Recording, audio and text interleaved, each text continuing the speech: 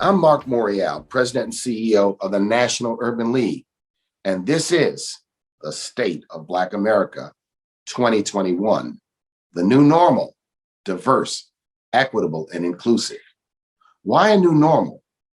Because the extraordinary events of the past 18 months present this nation with an opportunity to reset and recommit to its stated values. In other words, it's time to get it right and establish a new normal that is diverse, that is equitable and inclusive. Our virtual event is dedicated to these goals, and we have a dynamic and informative program for you. Making it possible is our presenting sponsor, AT&T. AT&T is a longtime supporter of the National Urban League, and they've been a staunch champion of many of our empowerment goals. We know we can count on them in these challenging times. Here to share more about AT&T's commitment is David Huntley.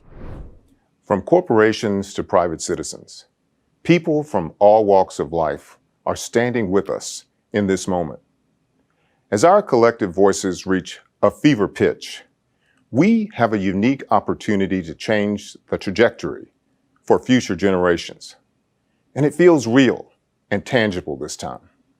We must seize this moment, holding both ourselves, allies, and those we seek to influence accountable. The National Urban League is doing just that, holding each of us accountable for the progress we so desperately need. Through its annual Equality Index, the National Urban League ensures we are fully apprised of the economic disparities that exist within our communities. And it also lets us know when we're making progress. We can never grow complacent with the speed of progress or grow weary in this challenging race. Our fight for a new normal, one that is diverse, inclusive, and equitable, is not a sprint or a marathon. It is a sustained journey. At AT&T, we are so proud to be in partnership with the Urban League for this vital work.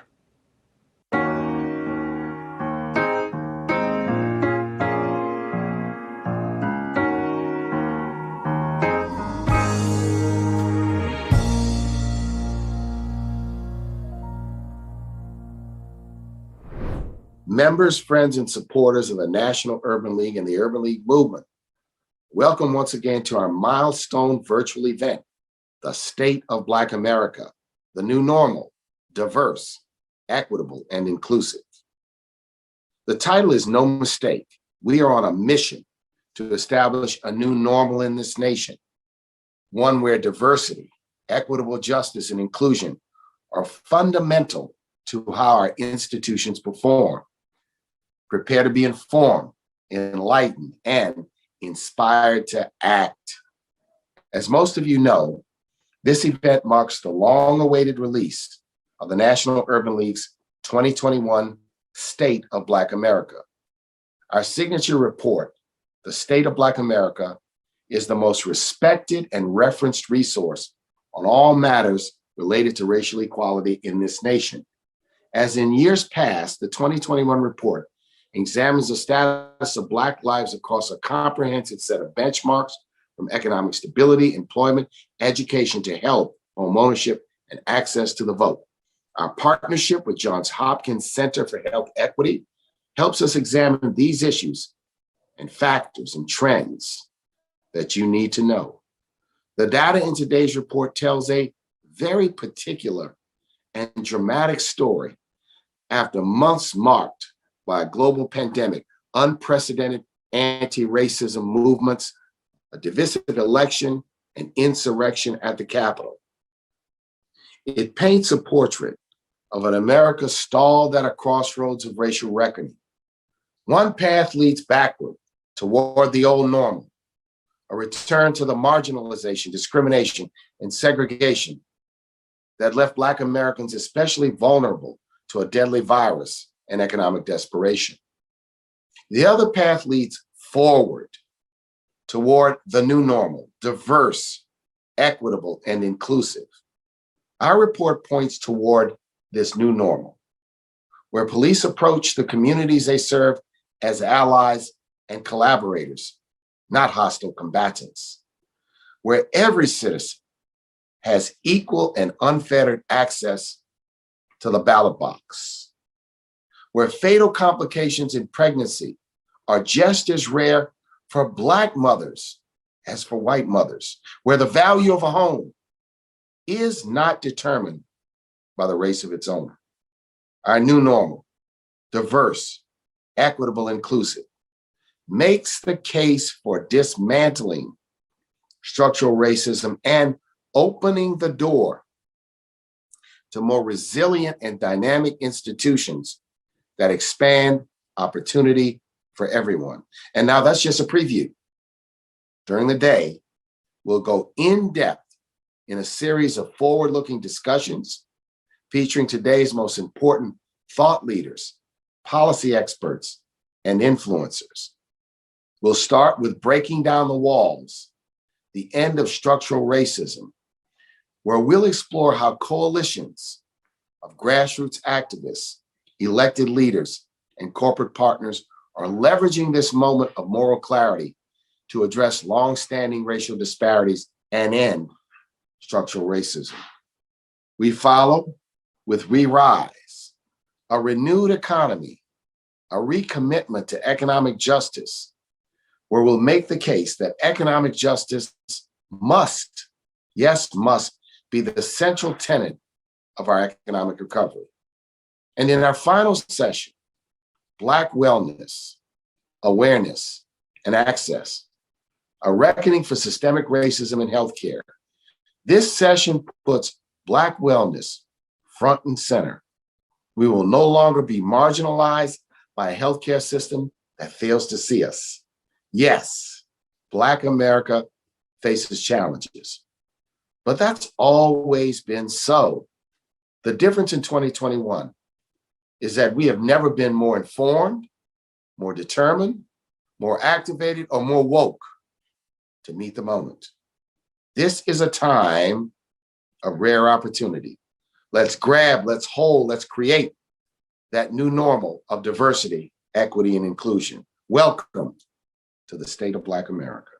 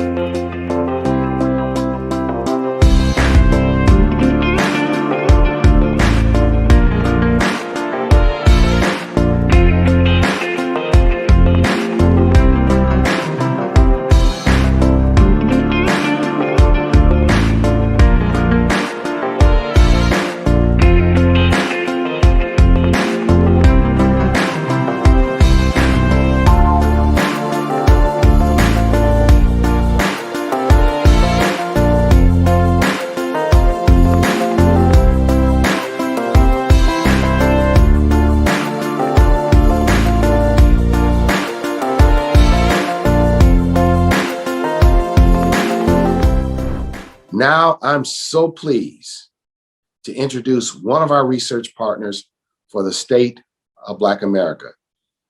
She is Dr. Tracy Kazee, the co-founder and senior vice president of social justice initiatives at the Center for Policing Equity.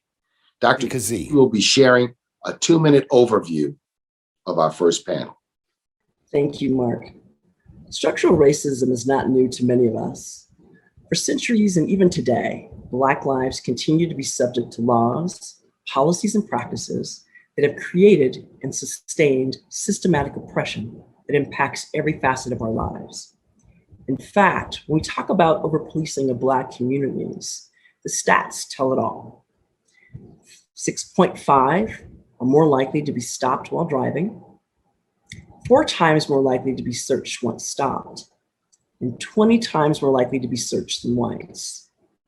Searches of Black individuals yield arrests half as often as whites. In fact, when we talk about arrest rates, graduation rates, joblessness, and even the ability to survive a pandemic, it is a challenge that we meet every day. However, it is this moment in time where we, as coalitions of community members, organizations, activists, and corporate partners, who are even more determined to break down walls and to end structural racism. And here to moderate our first session, we're fortunate to have a brilliant writer, social activist, and theologian. She is the founder and publisher of Urban Cusp, an online lifestyle magazine highlighting progressive urban culture, faith, social change, and global awareness. Her activism includes spearheading the National Black Friday economic boycott, hashtag not one dime, in response to the 2014 Ferguson verdict. She's been recognized by Essence Magazine, the National Association of Black Journalists, and the National Action Network as one of the leading voices of her generation. Please welcome Rahel Tesfamariam. Thank you, Mark. I'm happy to join the National Urban League for this essential discussion. The title of this session is Breaking Down the Walls, the End of Structural Racism. It's an ambitious idea. It implies that the end of structural racism is not only achievable, it's within reach. While that might sound overly optimistic, consider the impact of the coronavirus pandemic, which opened the entire nation's eyes to the structural racism embedded in America's institutions. In the wake of COVID-19's devastation, there is no hiding chronic inequalities in the delivery of healthcare, the fragility of the social safety net, or how entrenched gaps in income and employment afflict communities of color. With clarity, there's also opportunity. Is the change at hand? We'll pose the question to our expert panelists, starting with the author of the 2021 State of Black America Report, interim and former president of the Leadership Conference on Civil and Human Rights, Wade Henderson. Next, there's the president and CEO of Indianapolis Urban League, Tony Mason. Also, we have the CEO and executive director of the Federation of Protestant Welfare Agencies and the leader of New York Mayor de Blasio's Racial Equity Task Force, Jennifer Jones Austin. Finally, we have the best-selling author of the essential books, Tears We Cannot Stop, Sermon to White America, and Long Time Coming, Reckoning with Race in America. He also serves as Centennial Chair and University Distinguished Professor of African American and Diaspora Studies in the College of Arts and Sciences and University Distinguished Professor of Ethics and Society in the Divinity School at Vanderbilt University. Please welcome Michael Eric Dysing. Greetings to you all. Let's get right into the conversation, starting with Wade. As author of the report that brings us all together today, why don't you start? What does the data tell us about the state of structural racism in the US? And is there really an opportunity now to transform our institutions? Thanks for your question, Rahel, and it's a real pleasure to be with my colleagues on this important panel. Let me start with data, because data is so important for many reasons.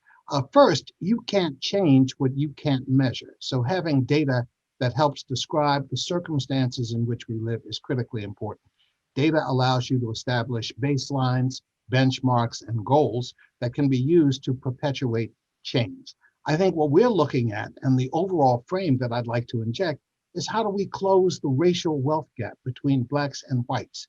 The Pew Research study has established that the racial wealth gap between Blacks and whites is 20 times.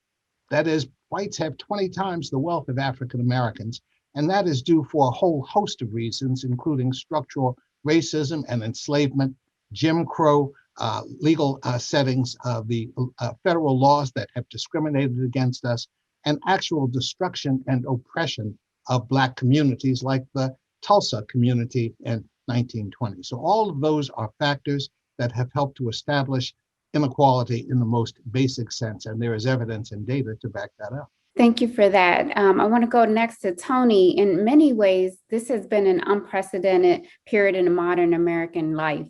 From COVID to George Floyd's murder and its impact, there seems to be re-examining of longstanding racial disparities and biases. Are we witnessing more than just virtue signaling? Is corporate America on board?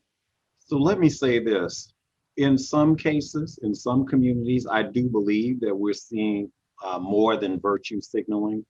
I can speak for Indianapolis, where we have no less than several major initiatives looking at racial equity. We have the Business Equity for India initiative, which is being led by our Chamber of Commerce and the Central Indiana Corporate Partnership. And that's where we have several corporate CEOs here in this community, from Lilly, Anthem, Indiana University Health, and the list goes on, where they're working closely with civic and municipal organizations and nonprofits to address racial inequities in everything from education, health, housing, procurement, jobs, and wages. And so we know we have that happening. We also have the Corporate and Community Partners for Racial Equity that's looking at policy and legislation and trying to get at structural racism. And we also have the India Inclusive Growth Collaborative that's being led by our nonprofit sector that's also looking at inequities. And then, of course, here in this community, the Lilly Endowment leaning in and making a $100 million grant to the National Urban League, so that the Indianapolis Urban League and the African American Coalition of Indianapolis can look at racial inequities across several sectors. And so here in Indianapolis, I can say yes for now. You know, the jury is still out. A year from now, we'll come back and tell you what has actually happened. Thank you. Thank you. Dr. Dyson, let's talk about the evolution of social activism and the emergence of new leadership. What's different about 2021 compared to what we think of as the traditional civil rights movement? Is it the right leadership to lead this kind of change we're discussing, and why? Well, Reverend Dr. Rahel, it's great to see you and great to be on this panel with my distinguished co-panelists. Yeah, I think there is a difference in this new age. Dr. King didn't have Twitter, didn't have Facebook for the Urban League, Whitney Young. Dorothy Height didn't have Instagram. So you can collect a whole bunch of people, if they're not watching Real Housewives of Atlanta, to get together. And maybe if they're doing both, it ain't no either or. This generation is like, we can look fabulous and we can do fabulous things. And I think that's a beautiful thing to have. And this remarkable new militancy, as Martin Luther King Jr. called it back in 1963, which ought to be a reminder to young people now. It's new to you. It ain't new to the world. And that's important, because what you're doing is so important. What Black Lives Matter is doing is so important. The urgency with which they move, the way in which they stretch across a number of vectors and a number of data points, a number of communities, bringing into play a whole range of ideas that are extremely important. And so, yeah, there is new leadership, but there's also the same problems. You know, I embrace that new leadership. We're going to be different. You old people, we're fighting each other. Yeah, how's that working? So the point is, there are going to be fights. Let's not try to have a kind of ontological essentialism. That is to say, some being difference. We're much more different than you. I'm not my ancestors. I see some of those signs. You're right, because your ancestors were about it in a different way. And they made it possible. Gray-haired Black men and women who you think are sellouts made it possible for you not to be a sellout, for you to buy in. And so let's have the benefit and advantage of an older tradition that gives us insight, but the powerful urgency and brilliance and remarkable, I think, sensitivity that young people have taught us, that continue to lead us, that I continue to follow, including you, Reverend Rahel, is extremely important and valuable to this nation and certainly to our people. I want to follow up, Dr. Dyson, and ask you, what do you think is missing from today's leadership with the vast celebrity culture that we have, the role of social media, as you pointed out? How is it shifting the humility in which young people engage leadership today? Is anything missing? Man, she set me up. She set me up. I'm gonna try to resist. She set me up, man. No. Look, on the one hand, you've got nearly universal access. W.E.B. Du Bois wasn't on Twitter. People could say, Dr. Du Bois, your soul's of Black folk. That talented 10th, that's trash. And then somebody could come at him and he could go, if I knew my way to Harlem, I'd come there and administer a whipping to you immediately. No, so calm down, y'all. I love them all. So the thing is that there is an access, but there's also a kind of illusion. Just because you can talk to me on Twitter, dog, don't mean you done studied the stuff I done studied. And you speak to me with disrespect, but dang, I ain't mad because you think it's now all equal. Show some respect for your elders. Show some respect for people who've been doing this for a long time. As I insisted, elders show respect to young people. But don't think I done wrote 24 books. I done something. You coming on there like I ain't wrote nothing. And you gonna school me? Now you still could school me, 24 books notwithstanding. But show some humility. And one of the things I would say that has been problematic for social media is cancel culture. Anything I don't like, I'm gonna cancel it. I'm gonna get rid of it. To me, and I know a lot of people don't like it when I say it, this is white supremacy by other means. White supremacists want to eradicate, eviscerate, wipe out, and destroy. Martin Luther King Jr. wasn't trying to cancel Bull Connor. He trying to cancel white supremacy, but he didn't want to kill an individual human being. He wanted to kill a system. So my point is, let's have a little bit more humility and love and tolerance for each other, even as we're on the same side trying to fight the battle. We spend more time sometimes trying to beat each other up for not being sufficiently radical or progressive or insightful and the like, as opposed to saying our common enemy is over here. Let's join together in our forces to do so. But I love young people. I love what they're doing with the culture. I love what they're doing with social media, but not all of it. And I think some of it needs to be reined in. And so show some respect for those who done it before you got there.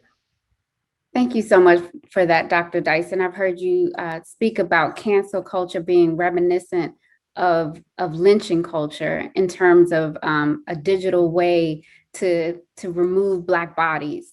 And so it's a profound commentary that we need to pay attention to as a community. I want to go to Jennifer next and say we've talked about structural racism in a broader sense, but let's get to some specifics. Where are the opportunities to end racism in criminal justice system, in healthcare? Where can we expect to see positive movement on wage equality? Please speak to some of those things.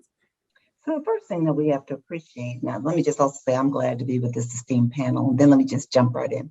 The first thing we have to appreciate is that for so long, we as a people have been made to feel that racism is one individual's beliefs and attitudes towards another, right? You know, white people versus Black people, white people versus Hispanic people. And we didn't really center on the system itself. We did not center on the fact that this society, this culture, this nation was built, from the ground up, it was built on the premises of white supremacy.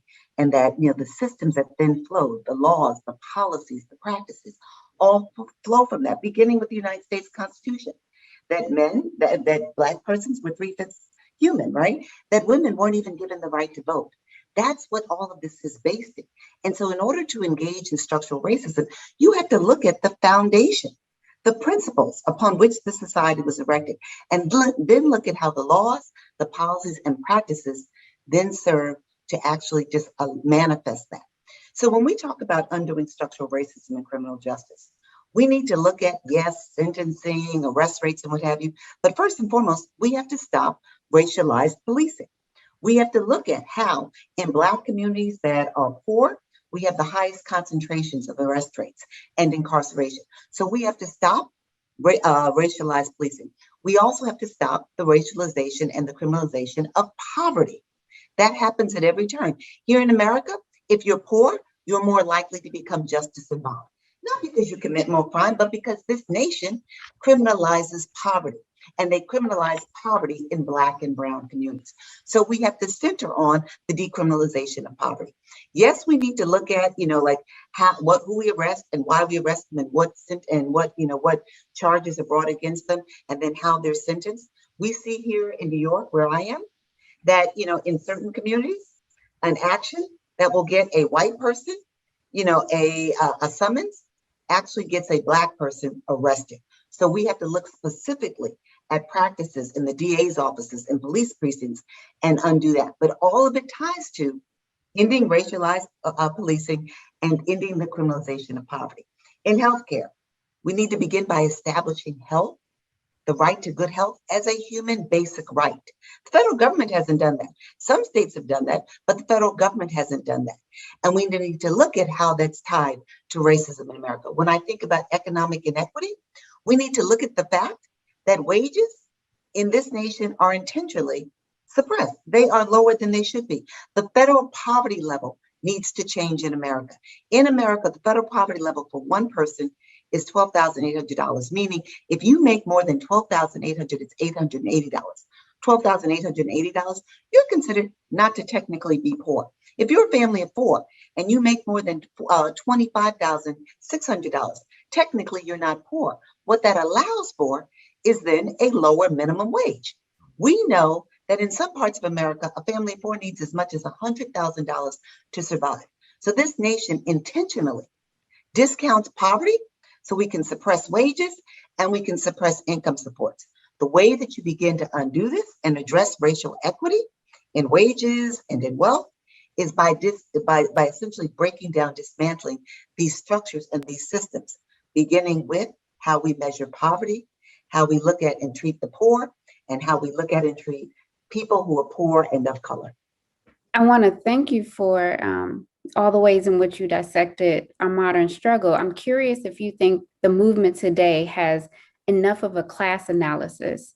Are we missing that focus on the criminalization of poverty? Is that part of the conversation, or do you think that's an analysis that's missing?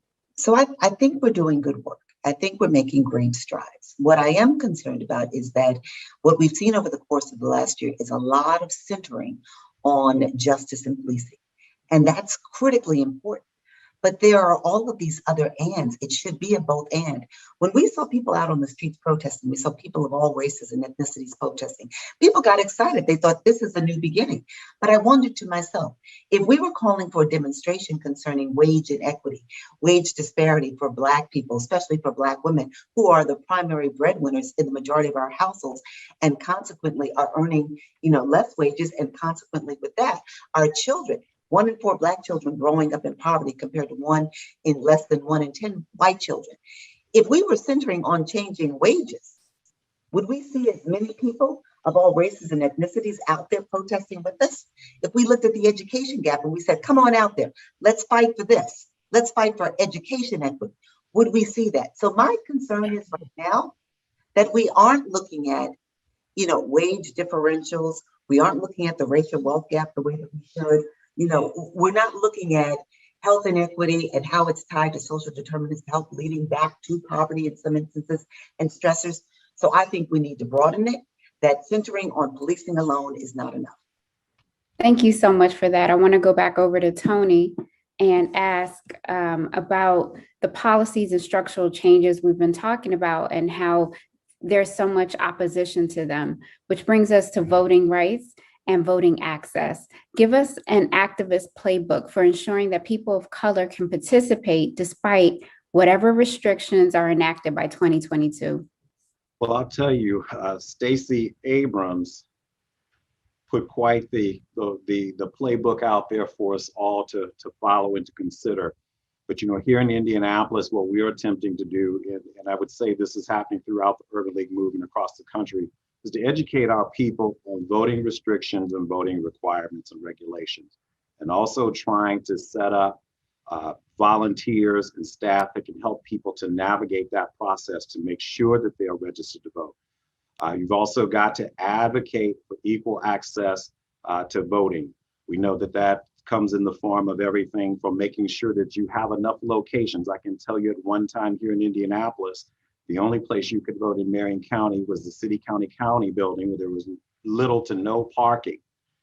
And so we've had to advocate for additional locations and additional hours, and then also look to make sure that all nonprofits and organizations are collaborating together with faith-based institutions to ensure that large groups of us can get to the polls, provide transportation, make sure that we're sharing information, and to make sure that we're also volunteering as election monitors and poll workers.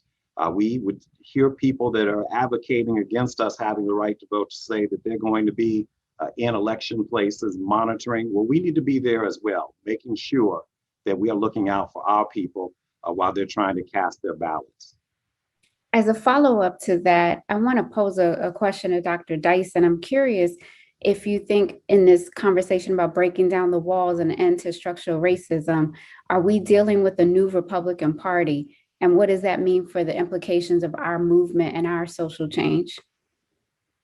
Yes, ma'am. Well, it's the same old Republican Party with new advantages, new devices, new means, just like a younger generation of leadership has found outlets to mobilize its base and its bases through this digital fora, through these digital fora and digital means. The Republican Party is, warehousing its own antiquated, or some of the Republican Party, the far right wing in particular, warehousing some of these antiquated bigotries. And so we don't want to, tar an entire group of people with a particular brush. But, why is it that the Republican-led state legislatures are the ones leading the battle to suppress the vote?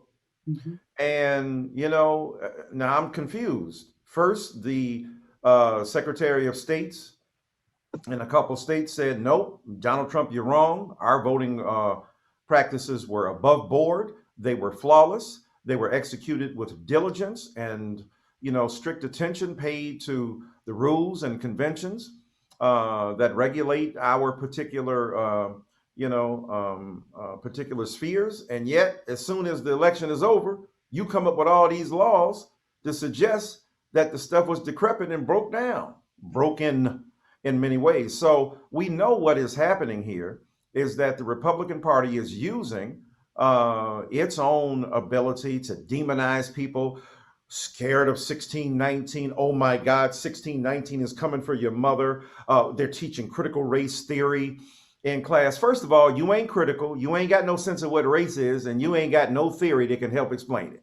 You don't even know what critical race theory is. You don't know who Derek Bell is, or Kimberly Crenshaw, or Marie Matsuda. You don't know the great Wade Henderson, who's been practicing it in real time across the board. All it is saying that, look, the law is not the neutral arbiter of what is just. The law itself has been stitched into the broader fabric of racialized consciousness. How else could we explain in 1857, Roger B. Taney, the Chief Justice of the Supreme Court, saying black people have no rights that white people are bound to respect?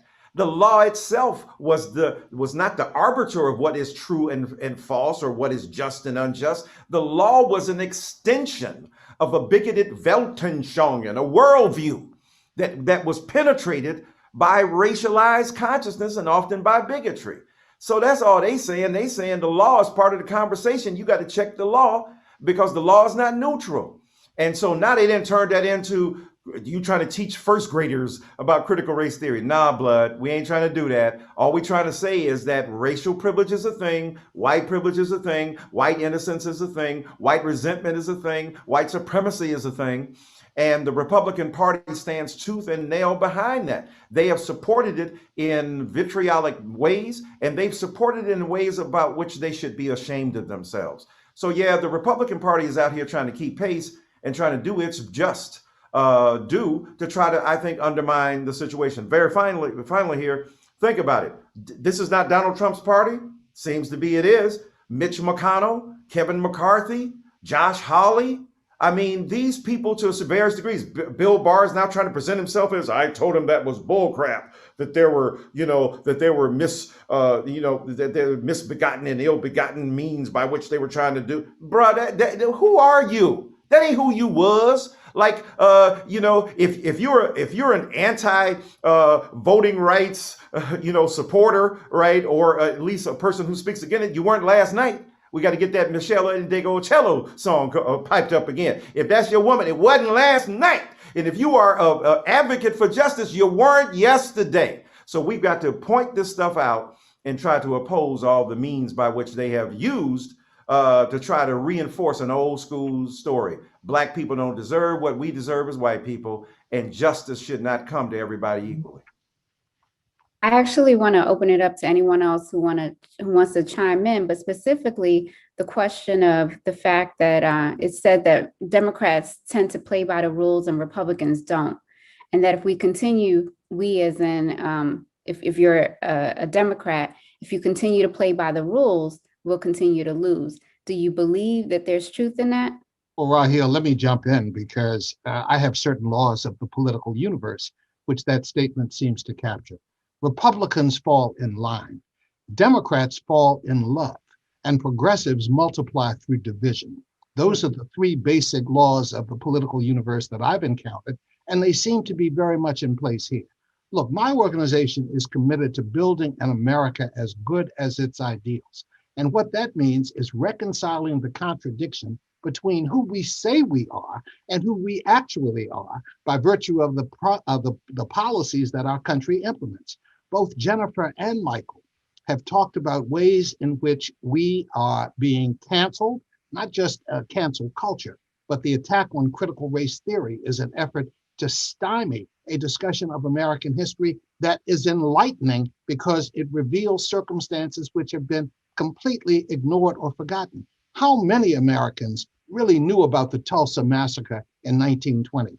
How many know about the Colfax massacre in 1871, or Rosewood, or the other incidents in which pogroms directed toward Black communities have stamped out both political and economic gains? As Tony pointed out, look, voting is the language of democracy. If you don't vote, you don't count. And if you are being denied the right to vote, then you also don't count. That's why this current debate over the laws that are being passed at the state level and the need for federal legislation is so essential. Voting should not be a partisan issue, and yet it has become that because it's an extension of the fight we have had about Donald Trump's big lie, the insurrection of January 6th, and now this effort to enact state laws that have the ability to exclude voters. We can't allow that to happen. So we have to be committed to fostering change in a systemic way. Jennifer talked about various policies and class analysis that has to be taken into account. I totally agree. But I'm framing this in the context of closing the racial wealth gap because there are disparities in access to assets across racial lines that have been frozen in time for years, hundreds of years. So the reality is that the 20-to-1 gap between assets owned by whites and assets owned by African Americans has not changed even during the modern era of civil rights when other changes have taken place. So I start first with recognizing the importance of the vote. Secondly, I believe that reparations are necessary for African Americans under the principles of equity, which argue that for every wrong, there is a remedy. And I think increasingly more Americans are coming to terms with the fact that the experiences of African Americans fall in that category and must be addressed. Once we've dealt with the issue of reparations as a structural change, then we can start focusing on things like housing access and the way in which wealth is built. Obviously, education disparities, job access, healthcare.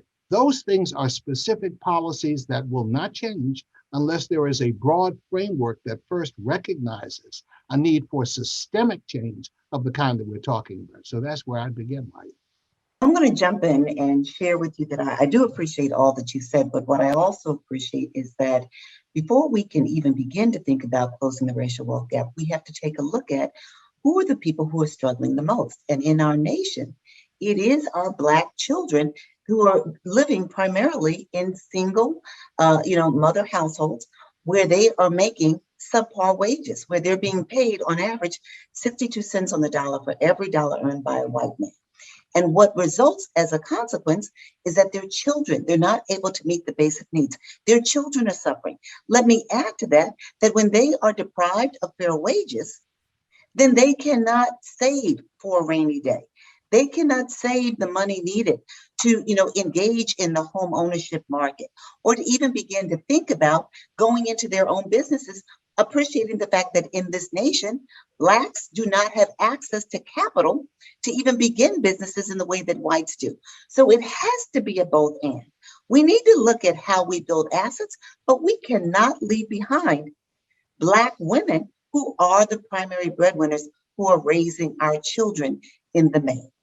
So Jennifer, I would agree. And there are specific policies that are on the table now for debate that address your concern. So for example, the child tax credit, which if it were made permanent, would reduce poverty by 50% in the African American community. Absolutely essential. Indeed. Yeah, and so those are the kinds of incremental steps that are necessary to produce change. But I would say to you that this framework around reparations, which is a structural recognition that African Americans have suffered in this experience with a level of depth and discrimination that has to be addressed in a variety of ways across the board. And Agree. that's why that frame, I think, is so essential in moving forward. I do agree. I do agree. I would love to add to this. When in looking at a city like Indianapolis, we have 250,000 Black people here. 28% of us are poor. The Brookings Institute told us 4 years ago that minimum wage should not just aspirationally be $15 an hour. It should be $23 an hour to help families to avoid the benefits cliff. And interestingly enough, here the minimum wage is $7.25 an hour. 82,000 of us live in a food desert.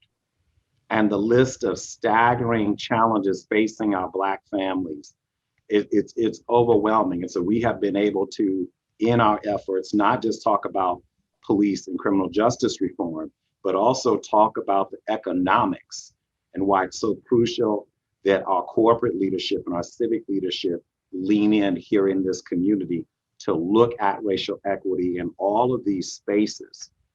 Because if you can't support your family, if you can't take care of your children, how do you solve the rising violence and crime that is happening? How can you address all of the issues that are basically rooted in systemic racism, structures and policies that can keep an entire third of a population down? And if Black Indianapolis were a city unto itself, it would be the third largest city in the state of Indiana. I was just going to add to that I think that we need to look at wage suppression and wage inequity as a racial issue in and of itself. Why can't we increase wages at the federal level? It is because this nation has determined that there will always be an underclass. And disproportionately, that underclass it represents Black and brown Americans. It's intentional, it's by design. It's not just happenstance. And until we do that, along with policing, along with, racial wealth gap, along with reparations, we're not going to get anywhere.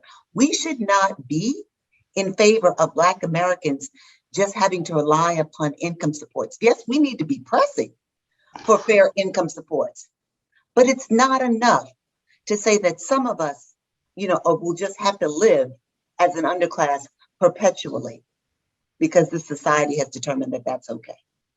I want to pick up on your point about policing and pose this question to Dr. Dyson. The George Floyd verdict was viewed by many as a turning point in our struggle to hold police and our system of justice accountable for abuses. But what's your sense? Was it a turning point or simply an anomaly? Yeah, unfortunately, I think it was an anomaly. The whole situation was an anomaly, right? You had a police chief who was testifying against one of his cops. That ain't normal. You had other police people sworn to uphold the law, to serve and protect, saying, that ain't what we be teaching. That's an anomaly. You had a Greek chorus of witnesses on the street using the language of Black millennials. No, bro, you're gonna kill him, bro, right? That other people have adopted. They've appropriated our language, not just, our sounds, but the signifying practices literarily. So you had a Greek chorus of people, you had a young lady recording it, and look at the callous disregard for life. Look at the sadistic indifference to life. My man's hand in his pocket, looking in that camera as if to say, I will be protected. That, because of qualified immunity, I'm going to get off on this, right? The Constitution backs citizens, especially police people, who in the name of the state carry out their duties, but protects them from being personally liable or culpable for said actions, right? I ain't no lawyer. I got two brilliant lawyers on here. I don't know what I'm You got it. The thing is that when we look at everything in toto, it was a strict anomaly. And even then, My man got 22 and a half years, right? Now, abolitionists have said that you got to be for abolishing the prison system, even when it ain't your side. So there are those who've spoken up eloquently who are Black, who are saying that, look, 20 years is hard on anybody. And my brother died in prison after 30 years in prison for a crime we believe he didn't commit, but nonetheless, he was convicted. And as a result of that, he was in prison for 30 years and he died there. I can tell you as a family member, that is hell. So on the, but you know, given the total sweep of things, it doesn't signify that there's been a change. The same day that there was an announcement of his guilt, we saw what happened in Minneapolis, or at least in Minnesota. We saw that Black people are continually subject to the arbitrary will and caprice, the whim and caprice of police people who seem to disregard us. They send these police people over to London. How do the Bobbies handle the violence without a gun? Ask the Black and Latino police person in your neighborhood. They, for the most part, they ain't the one killing Juju and Junebug. Because they go like, look, bro, you better put that down. I might knock you upside your head. Or come on now. So now, I know for those who say abolish the police, look, I'm down with it. They done beat my butt enough. I could abolish them forever, except when I need them. So the thing is, right? Like, you might be a Black Lives Matter activist and they threatening your life. You calling the police. So the thing is that can we figure out a way to defund, to refund, to redirect issues and resources? The police ain't the only people dealing with public safety in America. Right? There are other avenues, $150 million transferred out of the LA Police Department, nearly that much in San Francisco. Look at what happened in New York. So the point is that there are alternatives and means we can have available. However, Ras Baraka, the mayor of Newark, said that's some bourgeois Negro stuff because people in the hood need the police. Now, I want to see a progressive response to the fact that we want to police our communities, right, from the crime that is hurting and harming ordinary Black people on whose bodies are inscribed victimhood by those who attack them, who hurt them, who harm them, who happen to look like us. We have to have a ready and powerful answer to the concerns of ordinary Black people in the hood, while at the same time not overprivileging police departments that continue with savage disregard for our lives to hurt and harm us. So I didn't answer your question. I think it's an anomaly. No, you did. And I think, we got to keep pushing. I did well. So, But- Raheel, let me pick up, though, on Professor Dyson's statement. Look, his eloquence obviously speaks for itself, but I think his focus on qualified immunity and police accountability needs to be lifted up, because I'm working with a group of legacy civil rights organizations, of which the National Urban League and the NAACP are a part. We're struggling now to land the George Floyd Justice and Policing Act in Congress, trying to make sure that bill is adopted before too much time passes. And obviously, we are encountering a struggle. We have wonderful advocates who are supporting the effort, Karen Bass from the House of Representatives, Cory Booker from the Senate, and we're dealing with Republicans on the other side who are presumably coming to the table as fair brokers. Tim Scott of South Carolina, Lindsey Graham is another. Dick Durbin, the chair of the Senate Judiciary Committee, is a part of the effort. But the struggle over police accountability, the struggle over limiting or eliminating the qualified immunity doctrine, which insulates police from bad actions, is the kind of thing that we are struggling to accomplish. And I fear at the end of the day, we won't be successful in achieving it.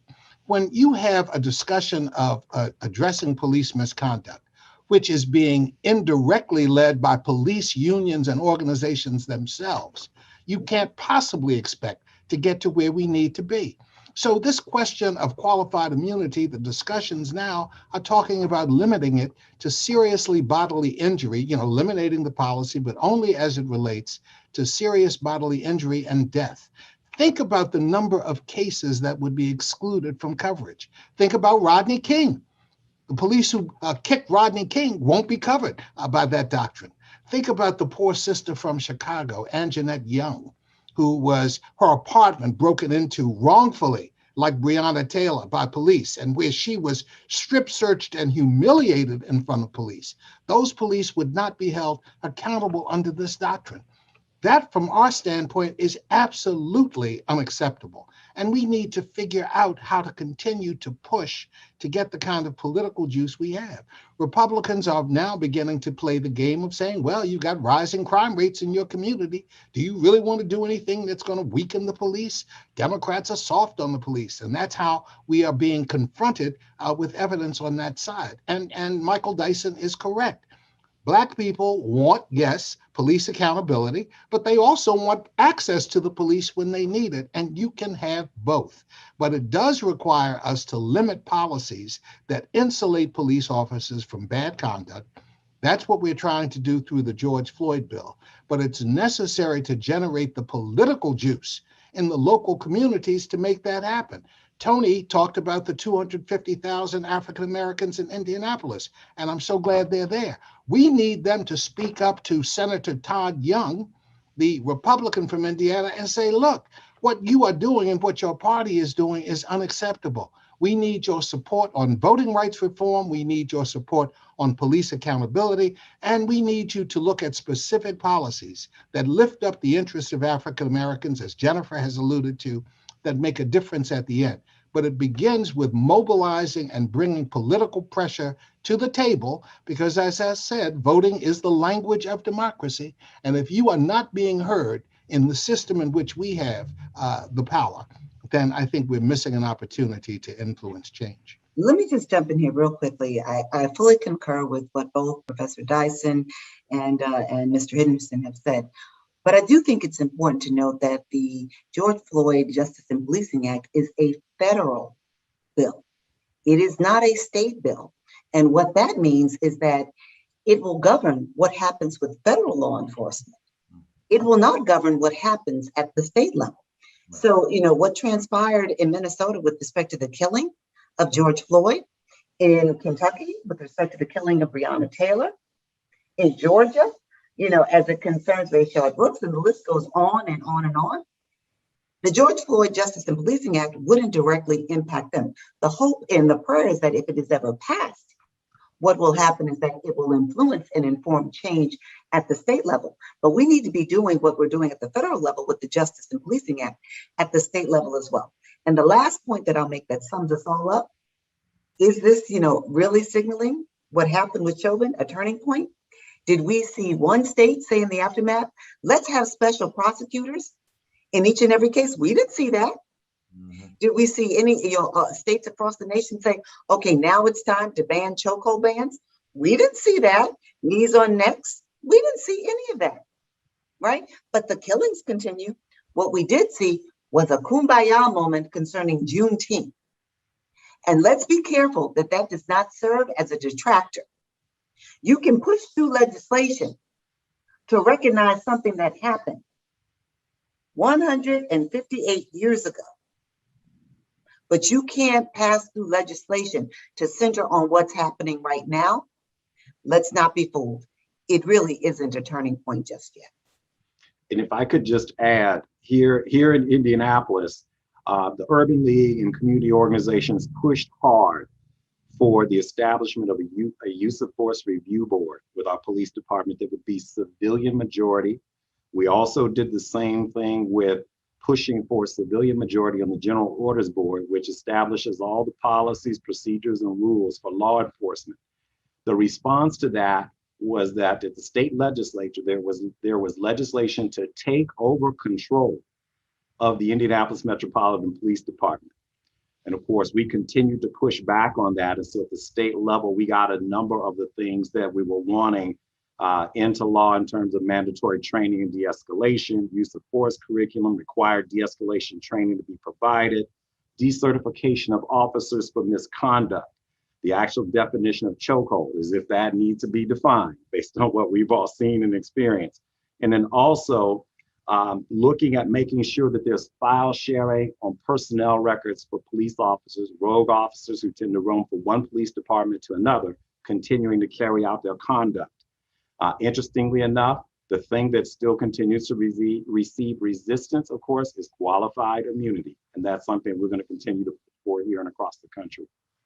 Well, Wait, Tony, I'd actually like to pose this last question to you because we're getting close to the end of our time. I want to ask you about establishing a new normal, which the report talked about politically, economically, and socially. In plain terms, what would this new normal look like? What should be the expectations of it?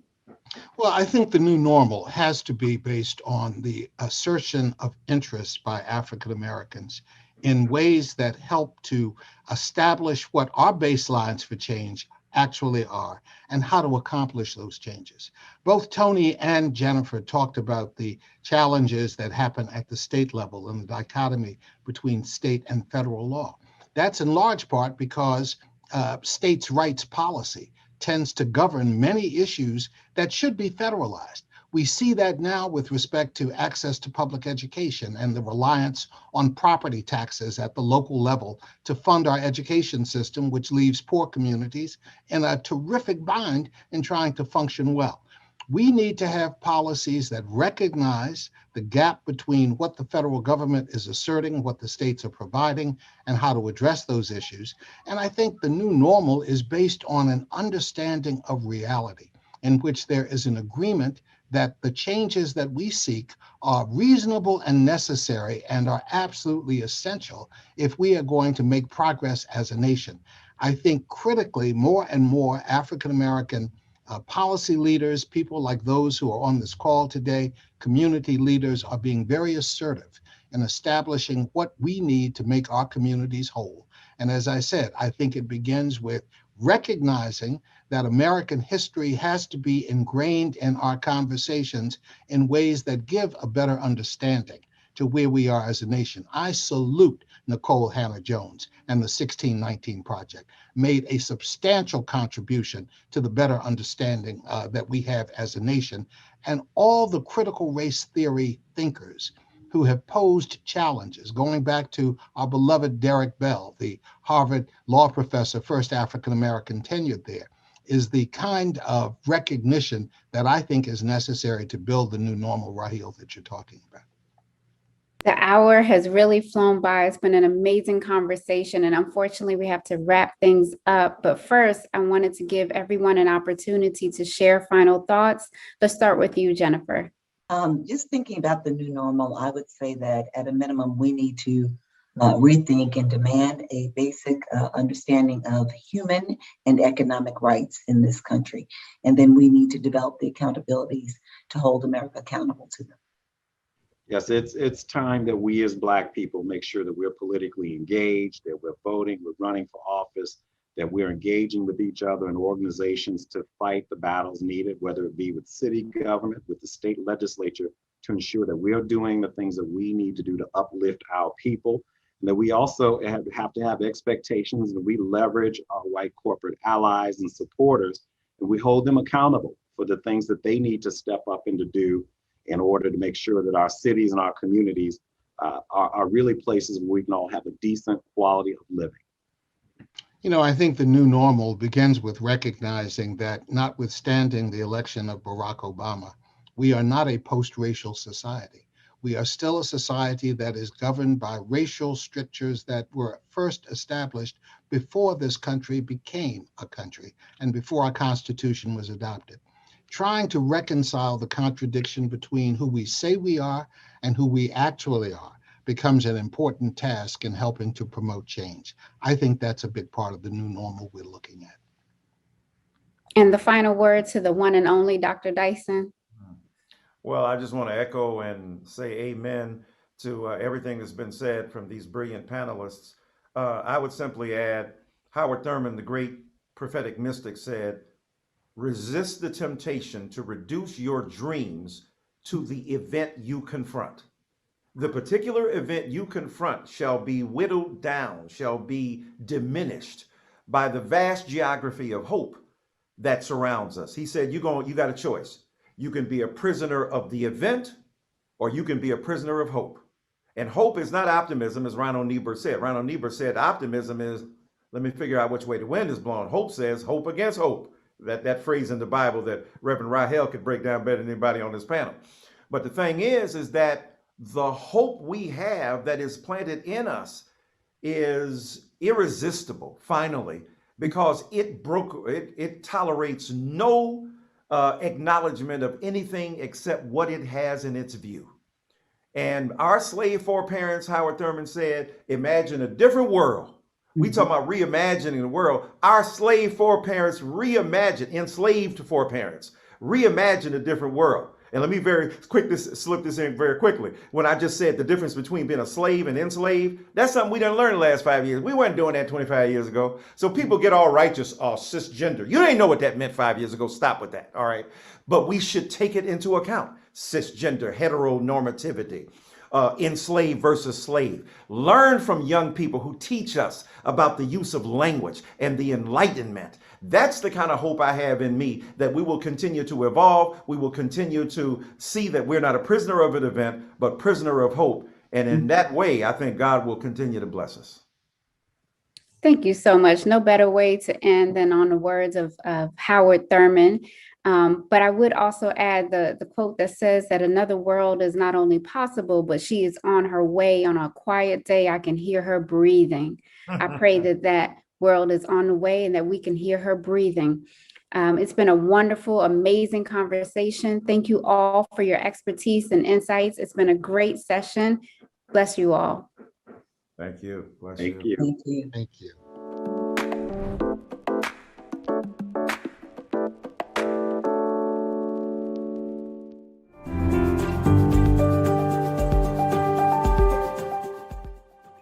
At Geico, our strategy includes community engagement.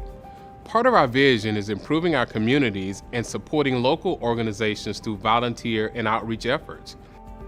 We want to help build stronger communities for tomorrow by investing our time and energy today in financial literacy, food insecurity, the environment, and other community-based initiatives. We call it our insurance plan for the future, and it's a policy we're proud of. We're honored to be a partner and look forward to a positive future together.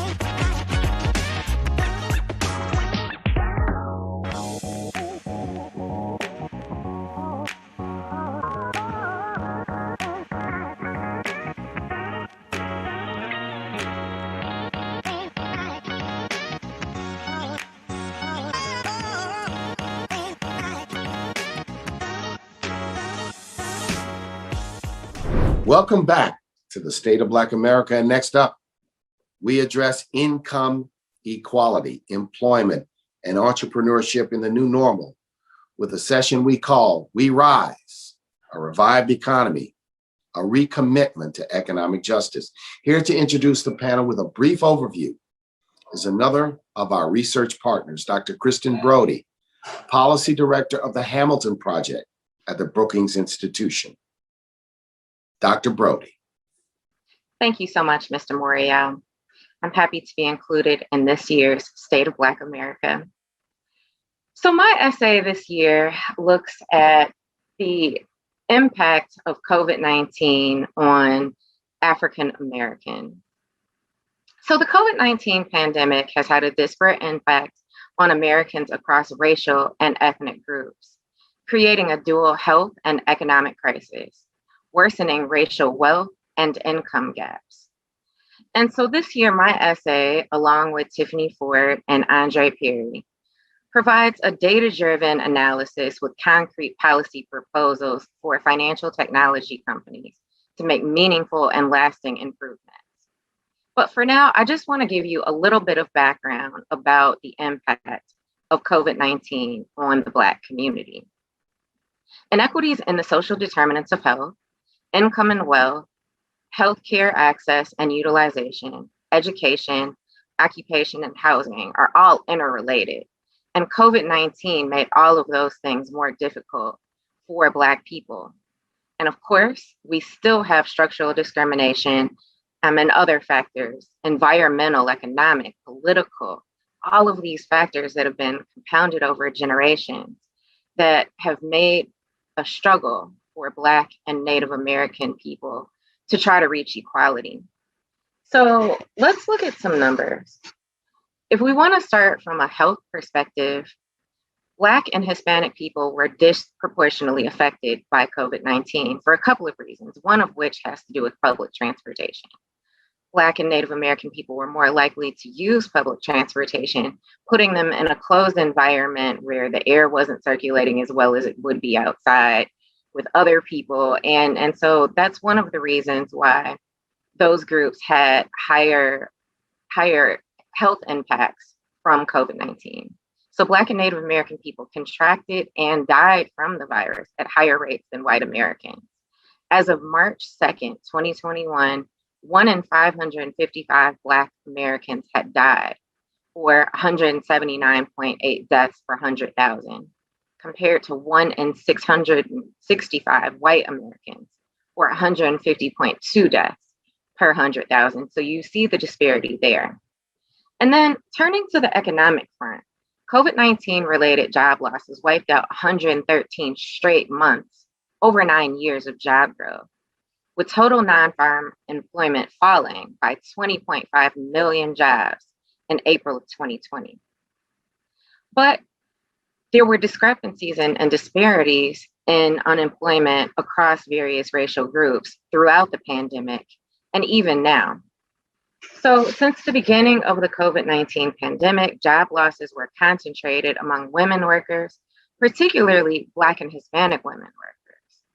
At the beginning of the pandemic in March 2020, the US unemployment rate was 4.4%. However, the unemployment rate for Black workers was 6.7% compared to 4% for white workers. By August, the unemployment rate for Black workers had increased to 13%. Almost twice the rate for white workers, which was 7.3%.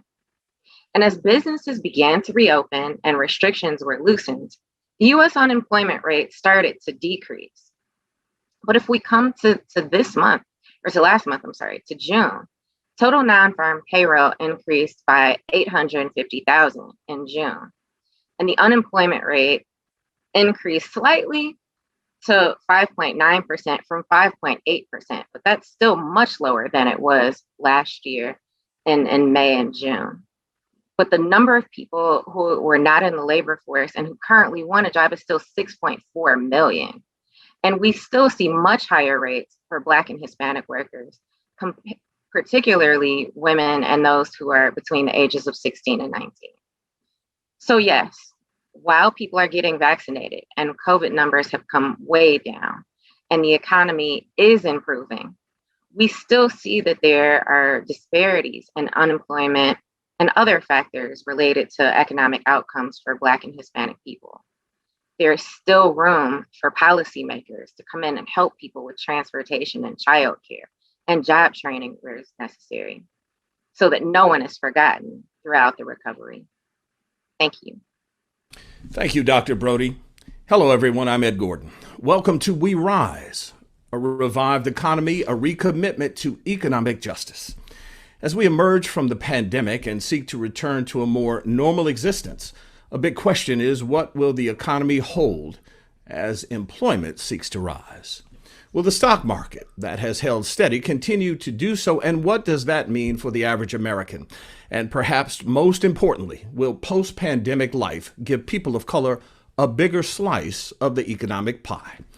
We'll look at this and more with our panel. First, Andre M. Perry. He's a senior fellow at the Brookings Institute and the author of Know Your Price, Valuing Black Lives and Property in America's Black Cities. Judy Reese-Morse, President and CEO of Urban League Louisiana. Earl Butch Graves Jr., President and CEO of Black Enterprise.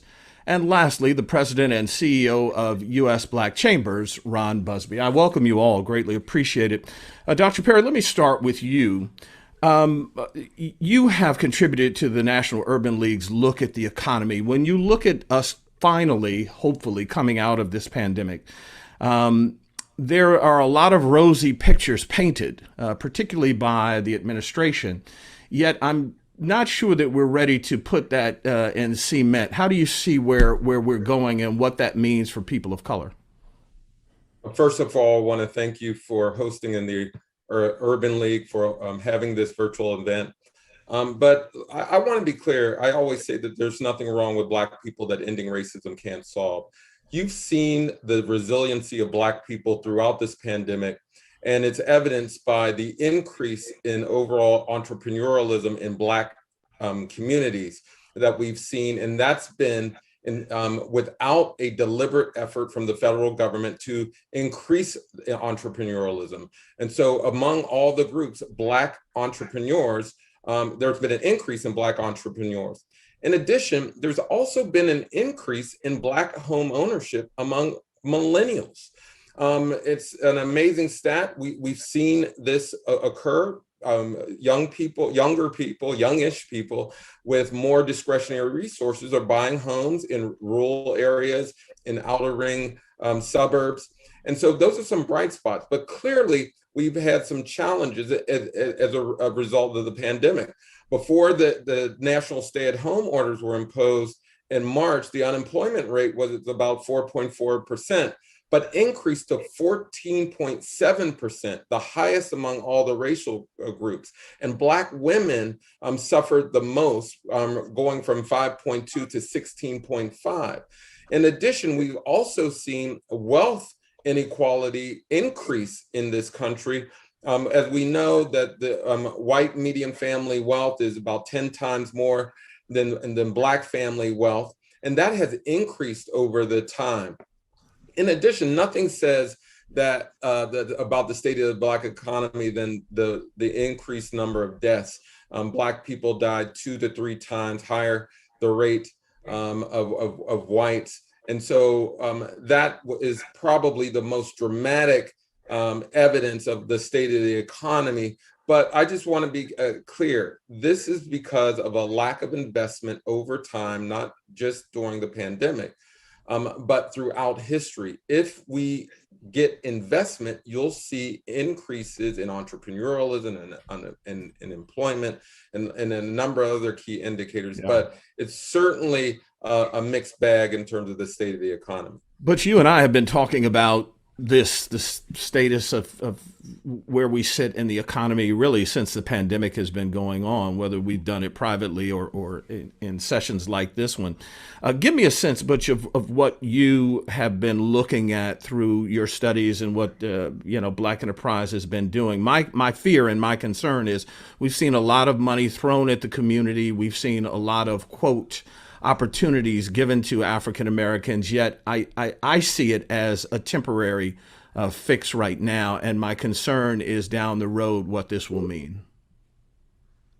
Sure. I mean, again, number one, let me also thank the Urban League for the invitation to participate in this panel. Ed, this was a conversation we were having even pre-pandemic, right? This is not a new conversation. I think it has been accelerated because of the pandemic. But the pandemic that no one wants to talk about is the pandemic of racism, which continues to rage on. And it's a pandemic that does not have a vaccination, right? The vaccination, racism can only be cured by white people, right? We can't cure it for them, they have to cure it. Having said that, let me get off that soapbox and get back to the topic at hand, which is really, how can we help to accelerate making the change that's necessary to grow Black wealth? The only thing that's going to change the position for African Americans in this country is closing the wealth gap. And Andre just spoke about. The wealth gap is, the average white family's wealth is $171,000. The average Black family's wealth is some $17,000. And so these other divides that we talk about, the digital divide, the health divide, education divide, insurance divide, those are all derivatives of the wealth divide. Because if you have wealth, then you do not have these other challenges. So we have to get towards how do we solve this wealth divide? There have been pledges, and this is the part that is, we have to hold corporate America accountable. The knee on the neck of George Floyd has caused corporate America to knee jerk. And because even they said, wow, this has really gone way too far. So then they started saying, because they had to have a reaction to this, let's make pledges that we're going to solve and help racial economic justice, and we're going to solve social justice, and we're going to put things towards it. It doesn't mean anything. The words are empty, right? We have to hold corporate America accountable. We at Black Enterprise are going to hold corporate America accountable, because you can't come out and say, we're going to go and say, we're going to spend $500 million towards to fight social justice and racial inequalities. $250 million, $5 billion. I mean, we have a whole list of all these pledges. The problem is, if the previous year you spent $5 million, how do you get from $5 million to $250 million in 1 year, or $500 million? And all of it is all to check a box most of the time. There's not a plan. How do you effectively put that money to use? So you got to invest in Black-owned businesses. You've got to promote Black people into jobs where they can make a difference within corporate America. You've got to invest in education and making sure that our kids are getting the same access to education as others. And it's not a simple thing, but more oftentimes than not, what they have seen is, I believe, is they're hoping for this to blow over. And if we don't hold corporate America accountable, then we're the ones responsible. Yeah. We cannot let this moment in time blow over. So accountability, and at the end of the day, is the most important thing. We're going to get into what you and a number of other Black-owned media have been doing to push for that in just a bit. Ron Busby, let me turn to you. And again, you and I should talk or tell folks that prior to the pandemic, I was with you and your organization hosting just what we're talking about here, the idea of trying to find equity, particularly across the boards in cities. Municipalities that are African American and a majority people of color often come up short as well. Where do you see that future? Because at the end of the day, that speaks to a lot of what Butch is talking about, and that is the idea of having, early intervention in equaling schools, equaling infrastructure, as President Biden is trying to do, equaling a number of things that have fallen short for Blacks for many years now. Butch brought out some great points, and thank you to the National Urban League, you, as well as my co-presenters, Ron Busby, President and CEO of the U.S. Black Chambers, Inc. here in Washington, D.C. So often, Ed, we hear, and as Butch discussed, the $66 billion commitment that was made by corporate America. We also hear from government, as well as this administration, on commitments. The challenges are, as been discussed, transparency and accountability. And when we have both of those, that's where we can really have a conversation. What we saw last year was really a trifecta. We had, first off, the pandemic itself, where so many Black people were forced to go into work without the proper education, without the proper tools, without the proper safety equipment, called essential workers. Secondly, we had the stimulus package, the largest stimulus package that this country has seen, yet 76% of Black businesses said they either got no stimulus or did not get enough, and yet we saw 41% of Black-owned businesses either go out of business or did not have the ability to come back as strong as they once were. And then lastly, as Earl just discussed, it was the murder of George Floyd. And when you put all of those together, we've now seen that the Black America has really fallen further behind than we were in 2010. So what we can determine as it relates to Black communities, we know the 40 counties in which the pandemic hit the hardest. And those were counties that were led by Black elected officials. We know that those were largely populated by Black people. And so we're having a conversation about a new infrastructure bill. We should start there.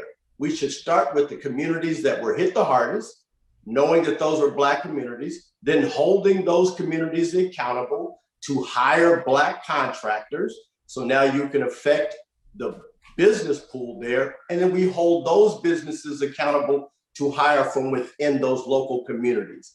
So often when governments paint a picture of solution, it's painted behind the broad brush of minority programs, diversity and inclusion. And we know as a people that we get left out. It has historically been very good for white women when we talk about minority programs, when they were many times created to move the Black business agenda, to move a Black economic agenda. It has really benefited white women the most, who really need it the least. And so I think intentionality, transparency, and accountability are going to be critical as we move forward.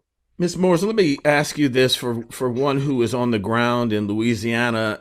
Ron brought up the idea of these small businesses and others who were hit hard and disproportionately went out of business because of this pandemic. Butch talked about a plan, but the reality is there are a number of rungs on a ladder, if you will, in terms of how we have to look at our community.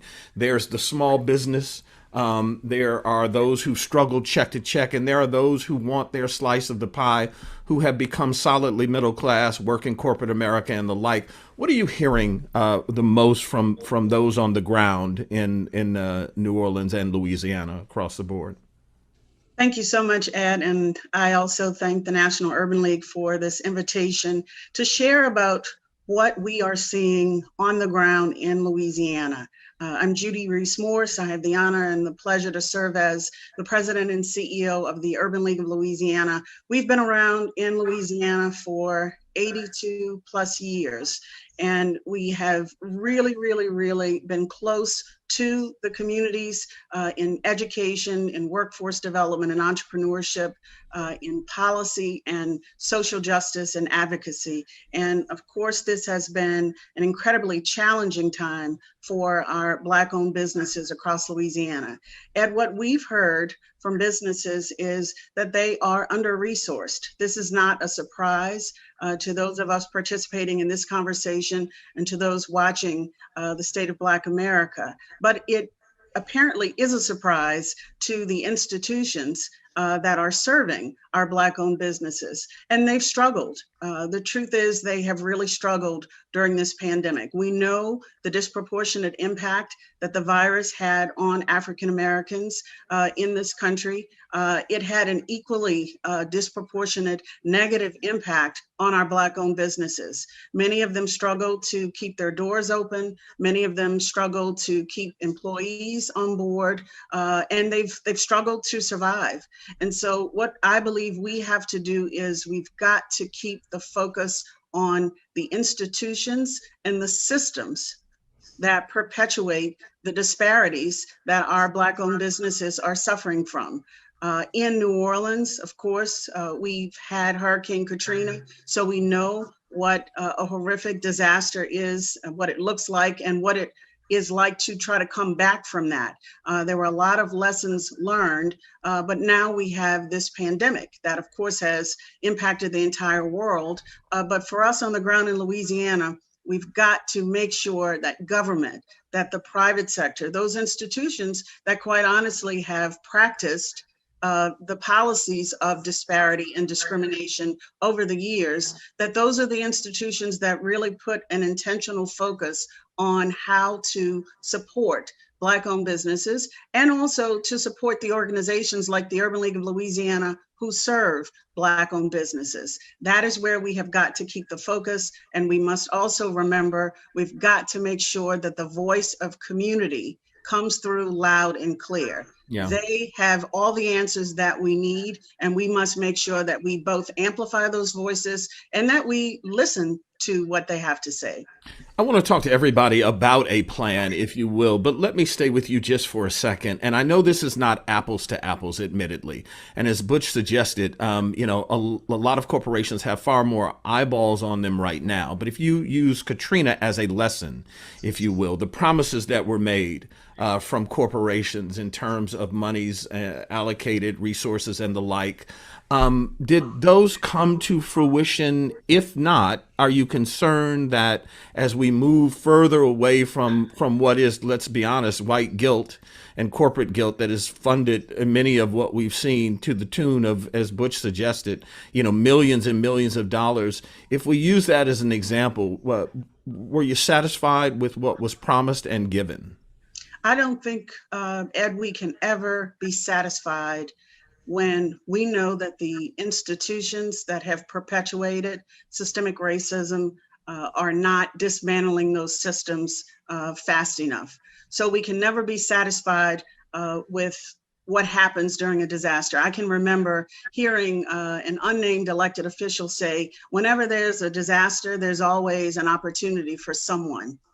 Well, we have to make sure that we are the someones. We have to make sure that Black-owned businesses understand and participate in those emergency procurement processes that, quite frankly, we did not participate in at the rate that we should have during Katrina. We have to make sure that we are able to communicate very clearly and directly, and that we are prepared to respond to the crisis, which can help everybody return to normalcy, but also sustain our own Black businesses. And so, no, we're not satisfied with what we've seen. I don't think we can ever be satisfied until we tear down these systems, and until, again, there is an intentional focus by both government and corporate America, businesses at all levels. They can focus their resources on their understanding of what Black-owned businesses need. We know that Black-owned businesses are the larger employers in our neighborhoods, that those are the businesses that employ our returning citizens. Those are the businesses who employ our heads of households and the individuals that other businesses won't give the time of day to. So we must make sure that they are involved and engaged, and they have the resources that they need so that they are strong and they are sustainable, because we know when they are, so will our communities be. Butch, let me move to you, and then I'll follow up with Dr. Perry. I was on the phone the other day with Ken Chenault, former CEO of American Express, and he and a group of others have created 110, and it's a want to create 1 million jobs for African Americans over a decade, and changing the narrative of how these jobs will be funneled to Blacks. You and Byron Allen and a number of others who own media companies have gone head on and head first to say to corporations, look, we have not had our slice of the pie of the money that you spend with advertising for many, many years, and we're not going to take the crumbs anymore. So I ask you about a plan, a new narrative, and the best way to make sure that we are not only doing that, but as I mentioned earlier, doing it across the board so all sectors of the community can benefit. Sure. I mean, at the end of the day, those of us who've been in business for whatever period of time, whenever we're given budgets or whenever we have been provided, when someone's purchasing things, they've often done it out of a sideshow budget. And the sideshow budget, is the acronym they'll use. This is our multicultural budget, our diversity budget, or whatever. Well, diversity is nothing more than a dirty word for a diversion away from Black, right? I'm not interested in your diversity budget. Diversity means white women, Asians, Hispanics, military, gay and lesbian, what have you. You should do all of them. But I only want to focus on what's unapologetically Black, period. That's all we're going to focus on. So what Byron and I have decided to do is say, we want to know what's Black about it. And we want you to demonstrate what you're spending and doing with Black-owned media. And when I say Black-owned media, I mean literally Black-owned media. Now, as we've all seen, what happens when you don't invest in Black-owned media? we had to watch Ebony literally filter away into bankruptcy. There's no way possible that a 75-year-old institution like Ebony should have ever fallen prey to bankruptcy.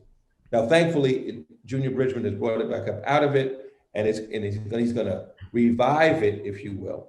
But holding corporate America accountable, and I don't mean Black targeted. So let's be clear the difference between Black owned and Black targeted. Mm-hmm. They could tell you the NBA is Black targeted. We bought ESPN. We're not interested. We want to know about Black owned only.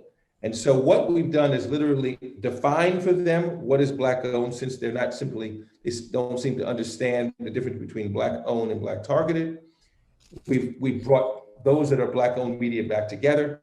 And again, ourselves, Black Enterprise and Byron's, we're two of the larger Black owned media companies, but these smaller Black owned media companies deserve the opportunity to try, because 95%, this is something that Ron knows all too well, 95% of Black owned businesses are sole proprietorships, meaning all they do is employ themselves. If we can't get our businesses to scale, then we can't employ ourselves. We can't employ others. We can't have men and women be able to buy homes and do all the different things. So the best way to do that is to say, here's your budget. Here's your overall budget. You, company A, spent $1 billion in marketing and media and advertising last year. We represent 12 to 15% of your overall market share. Therefore, commensurate with that, we need to see money that you're spending going against Black-owned businesses and Black-owned media, specifically that makes it commensurate with what you enjoy from us as a market share. Now, this is frightening to white corporate America, right? Corporate America doesn't, there's dirty little secrets. We don't want to talk about those things. We're going to make you talk about it.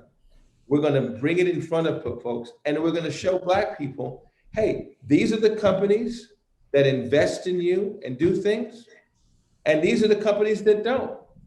And nothing's going to gain their attention better than an educated Black America saying, you know what, I have a choice of cars that I can buy. And I'm going to go with the one or the people that are spending money with me. I have a choice of restaurants. I have a choice of stores, any of those different things.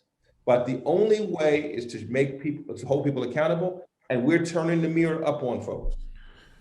It makes them uncomfortable, but we're okay with that. So let me see if I can turn this to Dr. Perry and Ron Busby with this question.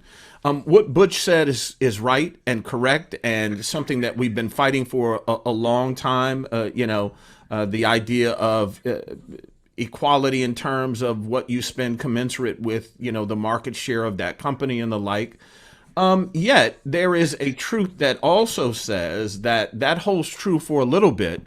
But our community hasn't always, held true to that, whether it's education or whether it's we just like the sale that company X gave instead of company Y. How do we make sure that this is different? I mean, I used to say back in the day, if anything, Kool-Aid and Cadillac, should have been paying us disproportionately more money than anybody. So how do we make sure that this is a new narrative for our community, that we do it differently? And as I suggested earlier, that this is, not just a blip on the radar screen for companies, but a blip on the radar screen for us to stay vigilant in making this real, because at the end of the day, it's not going to happen overnight.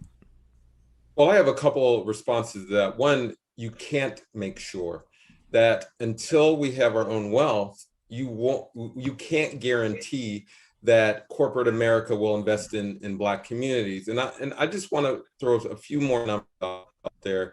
Black people represent about 14% of the American population, but only 2% of the nation's 5.7 million employer firms, businesses with more than one employee. If Black businesses were the equivalent of the Black population, there would be 800,000 more businesses. The reason why, when we talk about business, you have to have a conversation about housing, because most people start their businesses with the equity in their homes. And we're hearing horrific stories about appraisal bias, valuation differences. My own research shows that homes in Black neighborhoods are undervalued, devalued by 23%, about $48,000 per home. Cumulatively, there's a loss of about $156 billion in lost equity. That would have funded more than 4 million Black-owned firms based on the average amount Black people use to start their firms. And so I don't think there'll ever be a guarantee that corporate America will invest in Black folk. Because let's be clear, I did another study where we scraped all the Yelp data from businesses across the country. What we found that Black, brown, and Asian businesses actually score higher on Yelp than our white counterparts, but we get less revenue as the businesses are in Blacker neighborhoods. And there was a saying that folks used to say all the time, our ice is just as cold.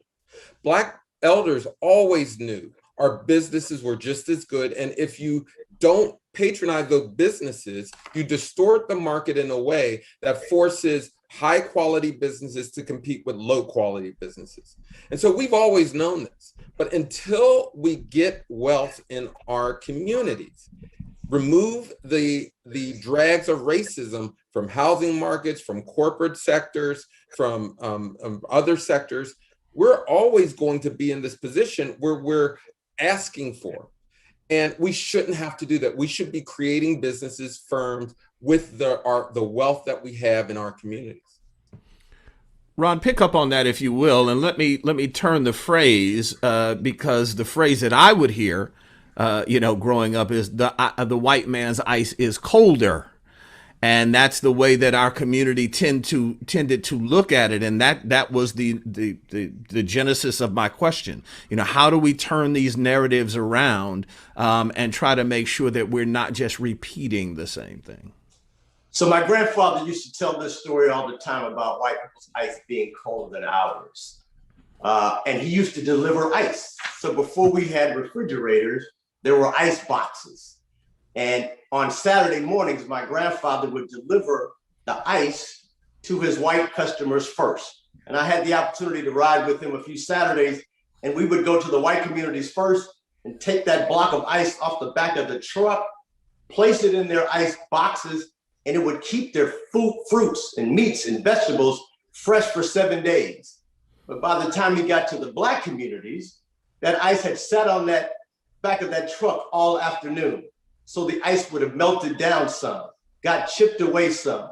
So by the time he placed it in our ice boxes, it literally only lasted 5.5 days. So there was some truth to the myth that white folk ice was colder than ours. But because of the ice maker and a Black man's hands being involved in refining the ice makers, nobody's ice is colder than ours anymore. We can get crushed ice, cubed ice, flavored ice, filtered ice, even colored ice as we see it. And when we see our businesses in the same vein, I don't care what's going on in someone else's community. The challenge that we're facing in today's environment from corporate America, and Butch can testify to this, we will go to them and say, hey, spend more money with Black-owned businesses. And they usually will say, well, yes, Ron, we would love to, but we either cannot find them or they don't have the size and the scale. Maybe 30 years ago, there was some truth to that. But we now know that we have businesses in primarily every sector across the country, in every industry, and with size and scale. So we have removed the conversation about someone ice being colder than ours. We've removed the conversation about we can't find them. They can go to Black Enterprise and look at the top 100 Black-owned list, always find large Black-owned businesses. They can go to the U.S. Black Chamber's Buy Black platform, buyblack.us, find hundreds of thousands of Black-owned businesses across the country that provide products and services for any and every opportunity that corporate America, as well as other Black consumers have. We have heard the story about Black people having $1 trillion of spend power, but that's usually not Black people having that conversation. That's usually corporate America saying Black consumers have $1 trillion. how can we make sure that we market to them to get their share? Collectively, we can have those same conversations within our own communities and say, we have $1 trillion. Let's keep that in our community so that we have sustainability. The quickest way to create wealth is by creating businesses. And when we see our businesses the same way we saw those ice makers, we're going to be in good shape. Ms. Morris, I do a lot of these, and what I do note when we have audiences is there is a delineation of thought often.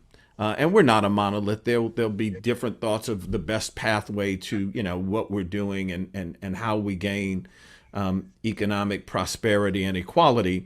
But one of the things that I'd note is the question of what is owed to us and what we should be asking. Certainly with all of that we've seen, the notoriety that Tulsa has gained, and you can go to any city, in America. It wasn't just Tulsa. And this is what I try to remind people, particularly white folk who say, oh, that was horrible. But they assume that was the only one. You can go to any city in this country that had a fair amount of Black people in it 60, 70, 80, 100 years ago and find the same kind of thing. I'm curious what you hear from folks as you go through the community in terms of what they think should be the best way to find equality and prosperity for the community. I'm hearing different things. We spend a great deal of time in Louisiana engaging the African American community. We do it through a number of vehicles. We host a statewide policy conference in partnership with our Louisiana Legislative Black Caucus members. We do a statewide listening tour where we go to the major cities throughout Louisiana to sit at tables for 2 to 3 hours to just listen to what community has to say about a wide variety of issues. And we've also created an initiative called Sea Change. It's a play on the term SEA change. We spell it SEE change because we want to see the change as it relates to closing the racial wealth gap. We're collecting data, we're collecting comments from our community, and we're going to put together a long-term strategic framework using a collective impact model, which means we will not be doing it alone, so that we can focus on closing the racial wealth gap for Black and Brown communities in New Orleans first, and then ultimately across Louisiana. What people are saying is they know, they understand that systems have been in place since the beginning of this country to keep African Americans out and to keep us down. And they are tired and they want those systems destroyed. They want opportunities. They want economic opportunities that are fair and just, that allow them to earn higher wages and appropriate and fair wages, that allow them to own businesses, to own their own homes. You heard Andre speak about the ability to build wealth.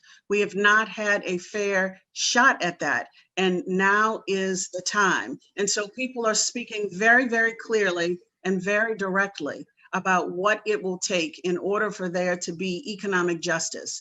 They want fairness, they want justice from government, they want fairness and justice from corporate America, and they want the opportunity to be able to compete fairly. And so when we think about small businesses that hopefully will grow and scale to become more large businesses, we must begin looking systemically so that everyone has that fair and just opportunity. Let me ask this of all of you, and you can jump in, and Butch, you'll start if you will, because what you suggested at the beginning of this was, it's the systemic nature of racism that really is the undergirding of the problems that we're talking about at the end of the day. So we have those who want reparations. We have those who want, fair share commensurate with our spending or our representation and the like. And there are those who still say that we have to go in palms up because of the wealth gap. And you are still reliant on those who own the gold and, dispensing out what they choose to. What do you think is the best attack? You talked about a plan. What would you like to see as an overall plan? And I know that's an unfair term, but for our community to try to monolithically take on. Well, I think there's a dual responsibility. There is a responsibility that we've all spoken about what corporate America needs to invest and do, what have you. We've got to get to two different things. The first thing we need to do is we need to lose the word financial literacy. We don't need to be literated. We need to be financially empowered. So these programs that people talk about, we're going to have financial literacy. I don't need to learn to read and write. I can do that very well. I need to be empowered financially. So when you hear banks come to you to say, oh, we're going to do a financial literacy program, have you tell them we're not interested in that. We want you to empower us, not literate us. We don't need that. And the more we use the word empowerment, because it's a nuance, but it's an important nuance. Because literate, when you say you're going to, it's basically saying I have more than you do, and I'm going to show you something, rather than I don't need to be shown how to read. I need you to invest in what we do. So I would focus on financial empowerment. Andre talked about it before. Home ownership is the centerpiece of wealth building in this country. 74% of white people own their own home. 44% of Black people own their own home. When you want to see where the wealth gap exists or starts, it starts there. Because when you have owned a home for the last 20 years and built up equity in it, you can then use that equity to invest in businesses or other things.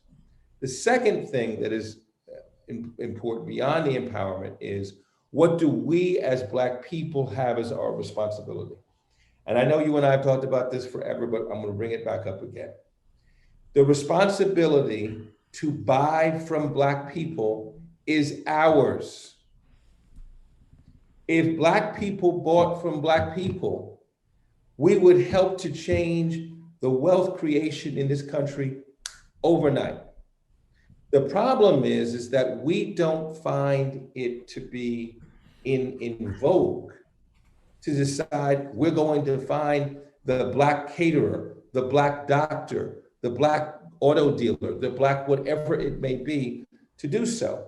So when you take it and compare it, literally, you've got the Jewish community where the dollar turns over 6 times before it ever leaves. There's no confusion in their mind as to where they're going to spend their money. But we as Black folks, the dollar doesn't even land before we can't wait to take it and spend it with a white-owned business. So, I just came back from Tulsa last week, and I didn't know as much about Tulsa, frankly, as I don't think that my position is any different than most people. It wasn't taught in my American history, in any American history classes, none of those particular things. But what you saw when you got there is to see what was the Black-owned businesses that existed 100 years ago, and the wealth that had been created with Black people doing business just with Black people. And it became so frightening to white America that they decided to dismantle and destroy what was Black wealth. We can do that again. We can absolutely positively do that again, whether it's in New Orleans, Judy, or it's in Atlanta, or it's in New York, or wherever it may be. We can create these epic centers of wealth, but it's dependent upon, this is where our responsibility comes. It is dependent upon Black people making the decision that we're going to do business on purpose with other Black people. And that means having to go the extra mile, whether literally or figuratively, to do so. When I got a SUV a couple of years ago that I needed to get for not kids but young adults, I went to the guy from BMW. He said, "Oh yeah, I'd love to. They do business with us." And he said, "Yeah, there's one right down the street from you where you live."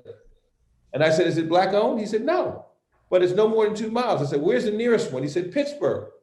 I said, "Give me that brother's phone number."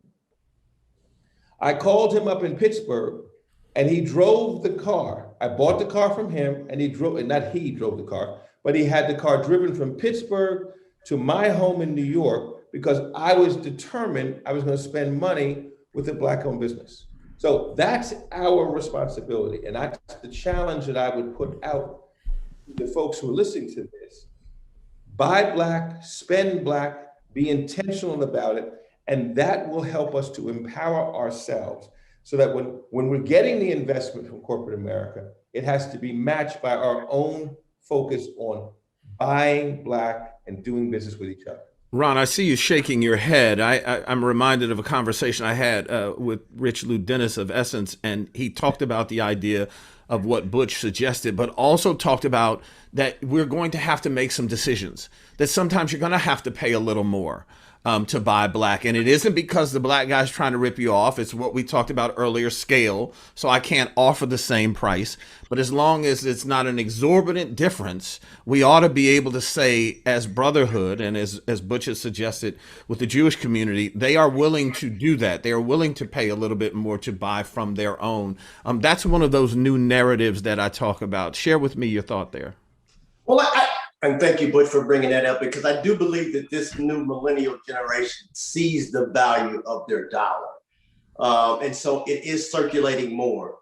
But at the same time, I don't want to let the government off the hook. For so long, I think Black people were really afraid to have a conversation about reparations for really twofold. We didn't know what it really was going to look like, nor did we really know what the price tag of that conversation was going to allude to.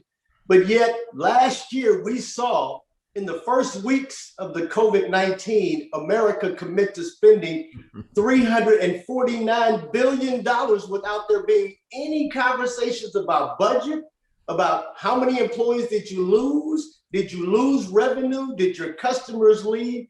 That conversation was made on a Friday, and by Saturday afternoon, 250 billion of those dollars had been awarded to 50 white publicly traded companies. We cannot let the federal government off the hook for those types of commitments that were made while we as a people, as American citizens, have not had that same conversations about repairing what is happening in our community. We as a consumers, yes, and I am all about buying Black, unapologetically about buying Black, making sure that our dollar stays in our community. But while we're having this conversation, we cannot afford to let American federal government, where we pay our tax dollars, every single transaction off the hook for a conversation that we need to have about reparations. And so again, as Bush stated, it is a twofold conversation. We need to hold corporate America, federal government accountable, and we need to make sure that we're doing our part to ensure that we have sustainability long-term. Well, if nothing else, Ron Busby, what we saw during this pandemic is those printing presses can roll anytime they want to, and they're not worried about what's backing it or what have you. You just start printing that money and they get it out there. Judy Morse, let me ask you, give us a sense as we're closing out here in the next few minutes, what you would tell those who, again, are, just your average everyday American living check to check or living where, I can't afford, beyond 2 or 3 checks. What you think they need to do to make sure that they're solvent through this, because I still contend and I can see that, I don't know as much as any of you on the economic side, but what I do know is I'm concerned that we're not past this economically and that there's some roadblocks and some potholes ahead that we're going to have to deal with.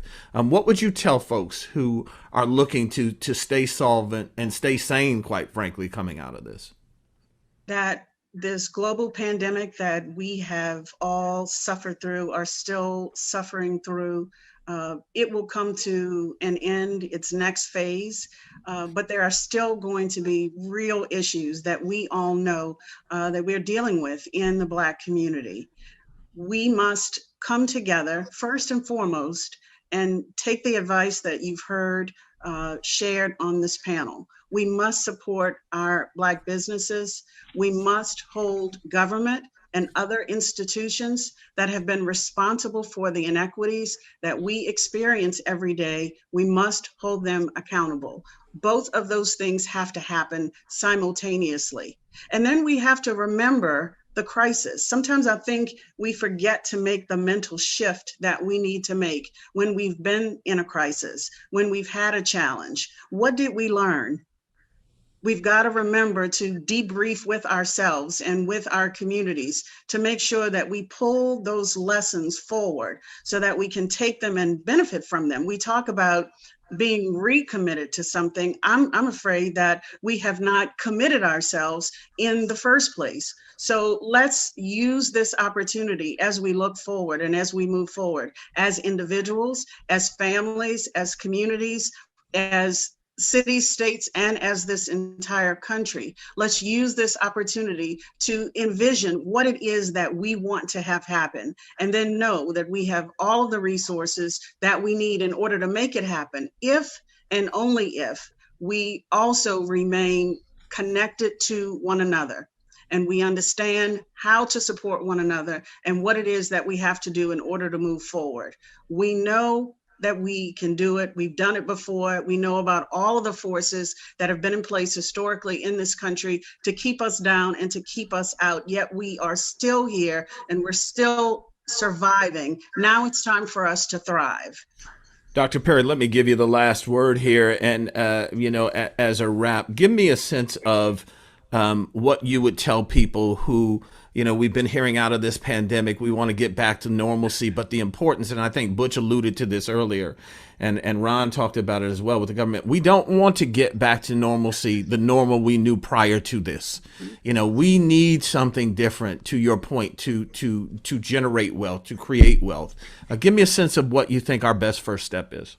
Yeah, and I'm going to combine a lot of what we've heard right before me. One from Judy, there has to be a labor movement. If corporate America is this white, then there's going to have to be a labor movement associated with it. Everybody was watching the Bessemer, Alabama Amazon case closely, because we know that there will be a labor battle moving forward. And then just reiterating what Butch and Ron said, we need this infrastructure bill tomorrow, because I just want to be clear that white businesses did not expand because of financial literacy, not because of their ability. It expanded because government facilitated that. I happen to live in Louisiana, in New Orleans, after Hurricane Katrina. There were the equivalent of 2 state budgets poured into that region. Black people were as poor as they were 10 years prior, because the investments did not go to Black people. And so at a national level, with this infrastructure bill, not only will we put money in the hands so that people can actually participate in their own recovery, you'll see an expansion of business going along with it. So, and one final thing, let's not forget, we have the asset of cities. We have 1,200 Black majority cities in this country. So when we're talking about procurement, we have got to focus on our Black leadership in those cities. So again, government, labor, spending, all of these things matter. It's not going to be a panacea. We're going to need all of these things to occur at the same time if we're going to see advancements. Well, Dr. Andre Perry, Judy Morse, Butch Graves, and Ron Busby, thank you all very much. Greatly appreciated. I hope this generates people to understand that really you have more power in existence in building wealth than we think, and we need to make sure that we move on that. And we thank you for joining us. We greatly appreciate it, and hope you'll stick around for the rest of the State of Black America.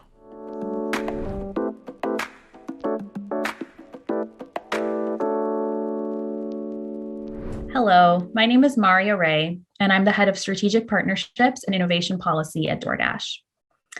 At DoorDash, our commitment to empowering local economies begins with providing those who power them with tools to earn and grow. Between March and September of 2020, with soaring unemployment and an uncertain future for many industries, 1.9 million new workers, known as Dashers, joined the DoorDash platform to make on-demand delivery accessible to their communities. During the pandemic, dashing has provided a way for people to quickly access earnings opportunities. In the first quarter of 2021 alone, over 2 million Dashers earned well over $2.5 billion. And the opportunities extend to local businesses as well. As part of our 5-year, $200 million Main Street Strong pledge, We supported merchants through a $10 million grant program, and our Main Street Strong Accelerator, which provides additional grants and training for merchants, supported underrepresented communities. 2020 brought newfound challenges to us all and changed the way many of us work. Now, more than a year since the pandemic began, we're starting to return to normal. It is critical that our nation recover from the pandemic in a just way, rooted in equity and access, so that every community, especially communities of color, can thrive. The road to an equitable recovery includes supplemental earnings opportunities that help people support themselves and their families, and ways to connect local businesses with customers in new ways so they can compete in the modern economy. DoorDash is proud to partner with the Urban League in the release of the 2021 State of Black America report. We are honored to be included in this year's edition with a guest essay from our CEO, Tony Xu, on why the future of work must be based on where we're going instead of where we used to be. Working to help propel our communities forward, DoorDash is proud to partner with the Urban League in developing the Financial Empowerment Program, set to launch in the fall. Empowering gig economy workers from communities of color and helping them access tools that can place them on a pathway to financial security is part of the responsibility we have to take action and create what we want to be seen in the world around us. The National Urban League State of Black America report serves as a powerful benchmark of the work being done nationwide to promote equity and access. As DoorDash continues to strive to have a lasting, positive impact on our local economies, we are especially proud to continue our long-term partnership with the Urban League to further our commitment to empowering Black Dashers, merchants, and communities. Thank you.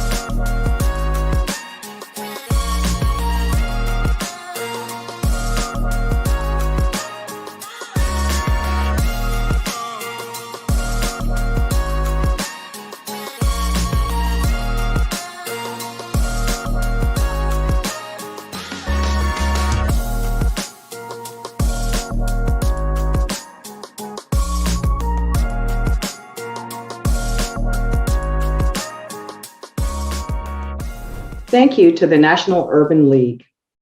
Hello, I'm Dr. Lisa Cooper, founder and director of the Johns Hopkins Center for Health Equity. I'm also a physician and public health researcher. I've worked throughout my career to enhance equitable healthcare for our communities across the country and around the world. Despite the devastations of the COVID pandemic, I feel a sense of optimism that I haven't felt in over a year. Over 157.6 million Americans have been fully vaccinated, and 67% of adults have received at least one COVID vaccination. There's hope that our entire society will have the opportunity to begin to recover from the losses of last year. However, my hope is tempered by the following reality. Of the more than 603,000 deaths in the United States due to COVID-19, a disproportionate burden has been borne by communities of color. And because vaccination strategies have lacked a specific focus on equity, COVID-19 disparities have now extended to vaccination rates. Currently, Black Americans represent 8.9% of those fully vaccinated versus 12.4% of the US population.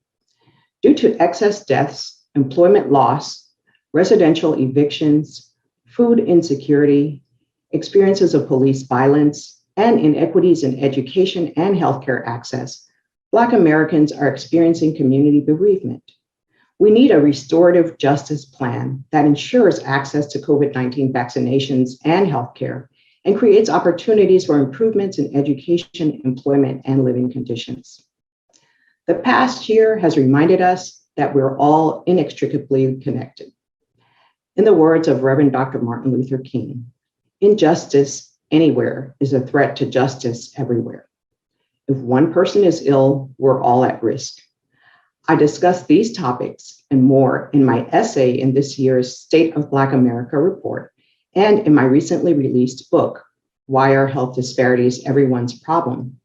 The book addresses how we can all work together to eliminate the avoidable injustices that plague our healthcare system and society.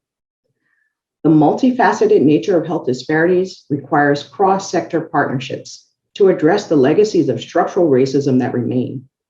During the next panel, entitled Black Wellness, Awareness and Access, a Reckoning for Systemic Racism in Healthcare, we will hear from distinguished health professionals, educators, business leaders, and community health advocates who are steering such efforts and partnerships to combat the pandemic in the most effective, long-lasting way, addressing issues such as access to care, disparities in healthcare quality, resourcing of minority institutions, and enhancing diversity, inclusion, and equity in the workforce.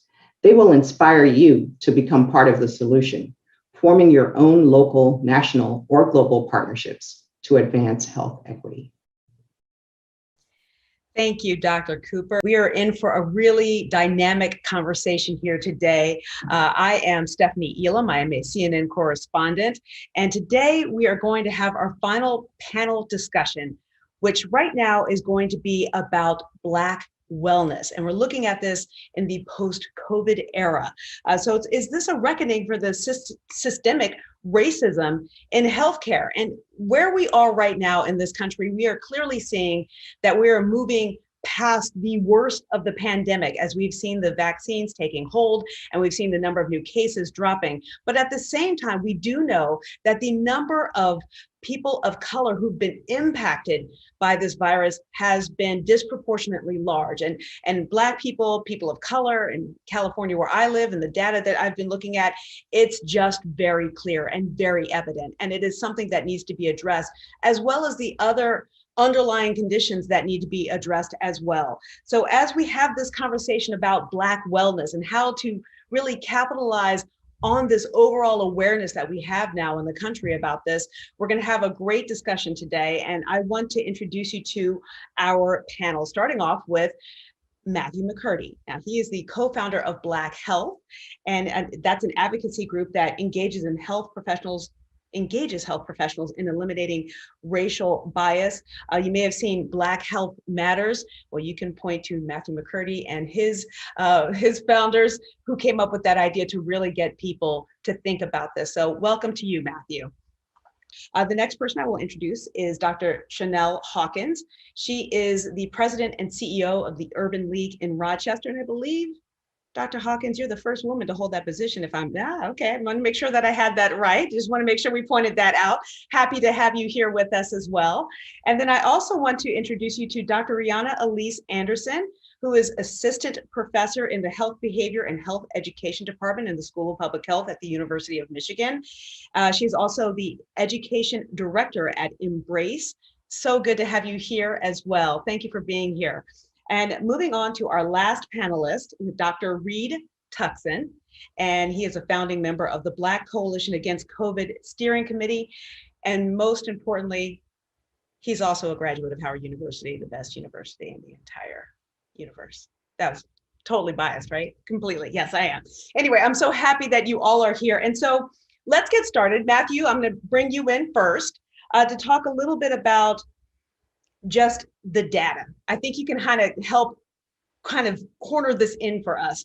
And looking at just in terms of Black wellness, what have we seen as far as COVID, how it's impacted Black communities, and how these lingering effects are still there, even though we see most of the country is moving past it? Yeah, thank you, Stephanie. It's a great question. What we saw for COVID was that, Black people were more likely to get COVID initially, to get infected, but then to also die or have a more complicated case of the COVID infection. And so that really just led to the devastation of our communities. I think there's a generation of Black people lost, especially our older Black Americans who were more susceptible to death. And, as vaccines have become more available, we've seen that people are getting vaccinated, but Black people are actually vaccinated less often than other groups. And so those who suffered the most burden then became those who had sort of the least amount of access to the cure. or not necessarily the cure, but the thing that would help us prevent getting sick. And what we're seeing now, those that are unvaccinated, for example, like Atlanta, where we live, we're seeing that rates of infection are as high as they were when the pandemic started, right? And so we're still suffering from sort of an overdue burden of the coronavirus pandemic. And I think the lingering factors are still yet to be seen, right? We know that there are, certainly health factors with sort of we were ignoring sort of the chronic conditions that were happening, right? So people who had diabetes, heart disease weren't going to see their physicians because of fear of getting COVID in those places. And so there'll be some health impacts because of that, but also the trauma, right? So there'll be some mental health issues. But then there's economic impacts as well. People were out of jobs, were not able to work.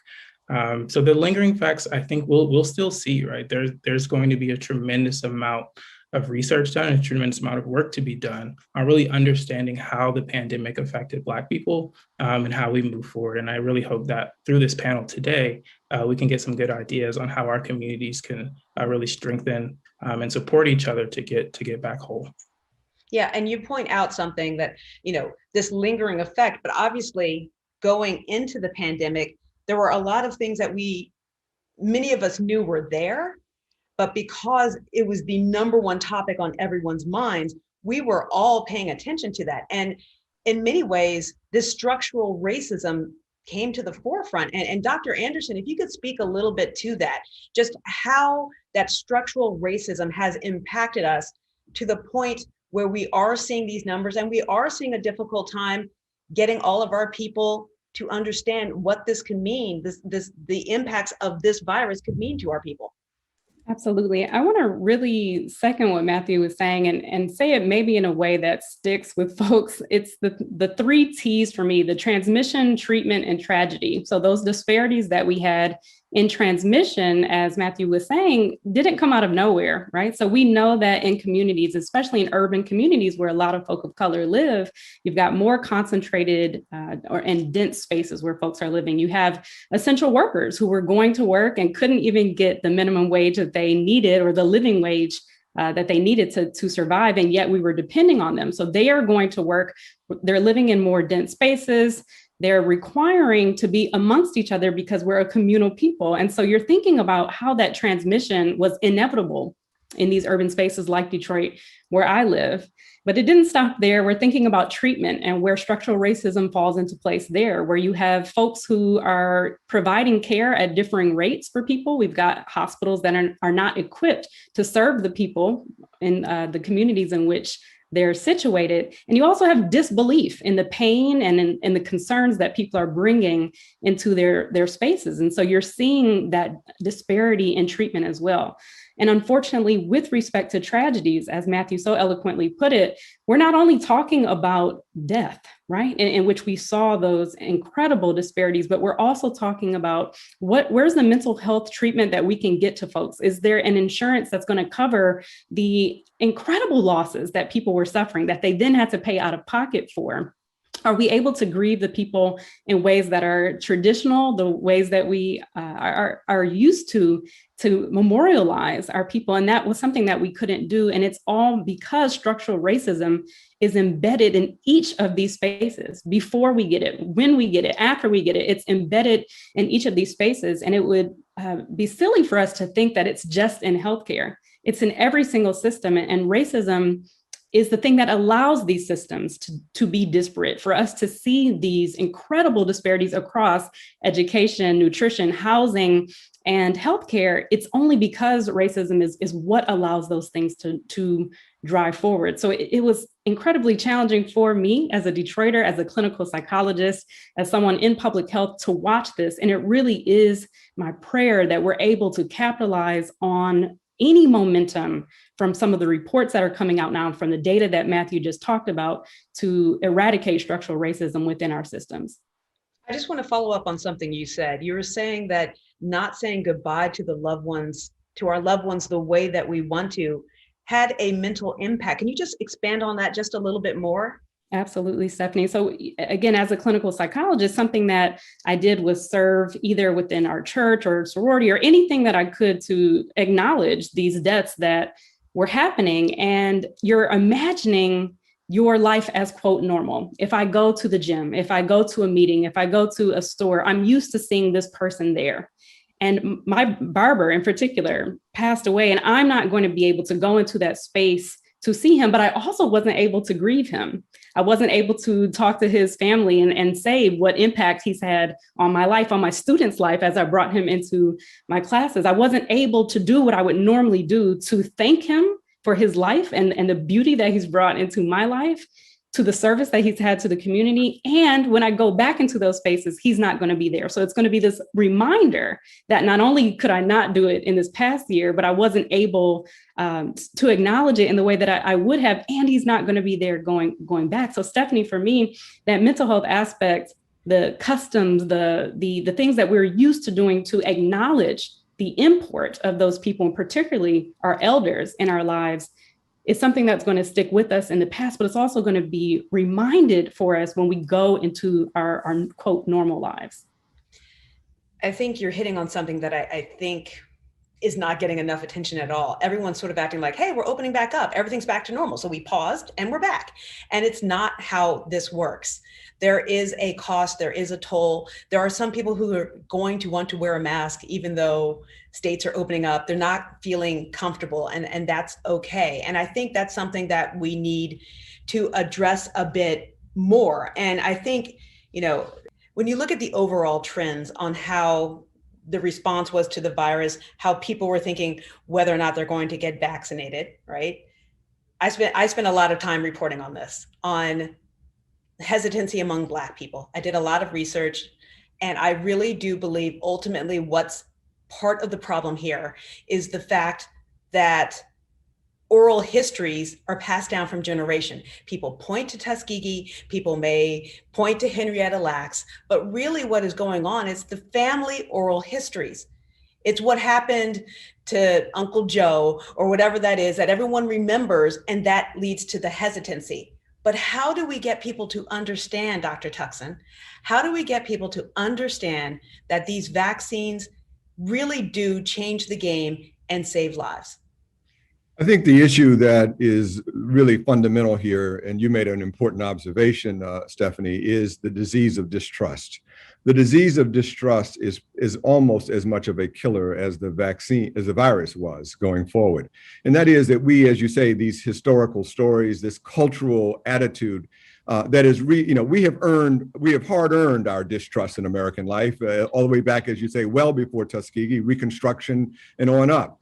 We have reinforced and watered those seeds of distrust with the need to have thousands and thousands of people march in our city streets to declare my life matters. Who I am is important. When a people feel that need, that urgency to declare that I am a human and that my life has value, what that does is it bleeds over, not just as a criminal justice issue, not as a police issue, not as a decertification of Black vote issue, it becomes a health issue. And so what we have to now do is to work very hard to overcome that sense of distrust. Unfortunately, this virus of distrust and the Tuskegee experiment that you talk about, it basically, the racism involved there is a disease that just keeps on giving. So we do to ourselves that which the white man has done to us. We use the Tuskegee study as an excuse in too many cases of not taking a vaccine when the point of the Tuskegee was Black men denied access to treatment to save your life. Now we voluntarily refuse medication to save our life because we are distrustful of the system because of Tuskegee. The logic is strange. And so I think that we're going to have to ultimately, I think as we work forward, is to begin to reinforce from trusted voices, trusted messengers, and we've been doing that with the Black Coalition Against COVID, which is in large measure the 4 Black medical schools, the National Medical Association, the National Black Nurses Association, the National Urban League, and also the largest digital publisher for health in America, blackdoctor.org. We took all of that firepower and are speaking every day in every way we can to our people saying, I understand where you are. We love you. We care about you. We are from the same experience you are, my people. We've been through the same trauma that you have been. But let us tell you, we have to come out the other side. And we have a responsibility to our families, to our community, and to ourselves to use science appropriately. And in this case, to be able to take the vaccine. That's the fundamental work that we have to do going forward. And the truth of the matter is, I don't think most people walking around today actually know exactly what Tuskegee was about. That is the point. I think they know the idea, but they don't really know, which is Right. in and of itself a sad state of affairs. But I do think it's more poignant to get people to understand that there are people like Dr. Kizzmekia Corbett, who is a part of designing the vaccines that we're using, very much a Black woman. Or Dr. James Hildreth, who is the president of one of our colleague organizations, Meharry Medical College, who is on their advisory committee. But here's the quick point, and I'll just say it very rapidly so other guests can talk, is that I just sent, in partnership with an organization called the Joy Collective, we just sent a film crew in to do a documentary on the Tuskegee syphilis studies descendants. And they are absolutely clear that they do not want their relatives' legacy to be contributing to excuses for people to kill themselves. They do not enjoy it. They are being vaccinated. They are urging and pleading with Black America, please don't use that insult as a way of self-harming yourself. Let's learn from it, but let's move forward. So I think these are going to be the stories that you describe, the cultural history. We've got to amend the history and let us take our outrage and turn it into Black love and Black positive action to save our lives, not harm ourselves. I kind of feel like we just got a good sermon right there. I just had a moment. I got a little goosebump. Thank you, Dr. Tuckson. I was just going to say, if I may, I'm really encouraged. So I think Dr. Tuckson, you came from a space of frustration, right? And I think a lot of us in public health and in medicine are frustrated if we know that something like this is important. And you ended it in such a beautiful reframe that it is possible to change this narrative. And I think, again, going back to what Stephanie was saying, if there's a verbal tradition of passing down some of these challenges, there can also be strength in that verbal tradition of saying, this is not the course. And I've done it myself. I've shared the story like, y'all, I had COVID, then I got the shot. Let me tell you how I'm feeling. Like, this is great. I'm able to go frolic, and I think that that's what's important, that we can do something about it using that same cultural strength that we have in that family tradition. Yes, using those oral histories. And, Dr. Hawkins, to pull you into this conversation of trying to get the message here that I think many of us here agree upon and getting it out to people, how can the National Urban League, Madam President, how can the National Urban League help to get this message out there and for people to understand that they can really own some of their own healthcare in this? Absolutely. First of all, the National Urban League can continue to listen to the voice of the community. I think it's critical that we listen to the voice of the people with the lived experience, that we share the data, that we share the knowledge, that we continue webinars. We talk about the change that we all seek, but we have to make sure that we educate our community. We help them understand, the health systems. We also create partnerships where we can collectively work together to pool our resources to educate and change our community. We talk about culturally and the cultural changes that we have to make. If we don't have these conversations in our home at the dinner table, how health disparities impact us. But then when you think about compound that with the trauma of, criminal justice, a lack of education, poor school systems, all of those things. Even right now with COVID, if you get COVID, you can't work, right? And so then you have less income and now you're in rental arrears. All of these traumas we have to talk about and collectively work together. And this is what the Urban League is doing. We are pooling our resources to make sure that we provide the community the education, but also give them the power to advocate for themselves. I mean, this is what we've seen over the COVID-19 crisis, the community standing up for themselves, empowered by knowledge, having the information to make those changes themselves. And so this is the work of the Urban League. This is the work of all of us working together collectively to educate our community. And that education, that support that we're talking about for just our everyday Black Americans, there is another demographic of people here that we need to think about too. And I've spent some time talking to frontline healthcare providers. And this was a very difficult year and a half or so for them. And many of those frontline workers are people of color, and they are dealing with a lot. We see people who are leaving the profession. They no longer want to work in hospitals after all that they saw and they dealt with. And Matthew, I keep thinking about what can be done to support these frontline workers and to also keep them fortified so that they can continue to do what they do. I mean, these are very special people, and every society needs them. How do we keep them fortified in what they're doing? Yeah, and I think this is really reflective of the value we assign to our most vulnerable people generally, right? I think we have to do better of a society supporting the entire person. I think we're in a society where our values are very transactional, right? You get money and reward for your time and effort, but we don't really value people's sort of foundational needs, right? So I think when it comes to healthline workers, like frontline healthline workers in particular, we really need to provide them with emotional support services free of charge. That includes mental health support. They need family supports, right? They're spending hours and hours of their days in the clinics, you know, and they can't provide care for their kids. They can't provide care for the rest of their family. And COVID really has also eliminated at the top level that those care providers, right, those older generations that were going to be the person at home supporting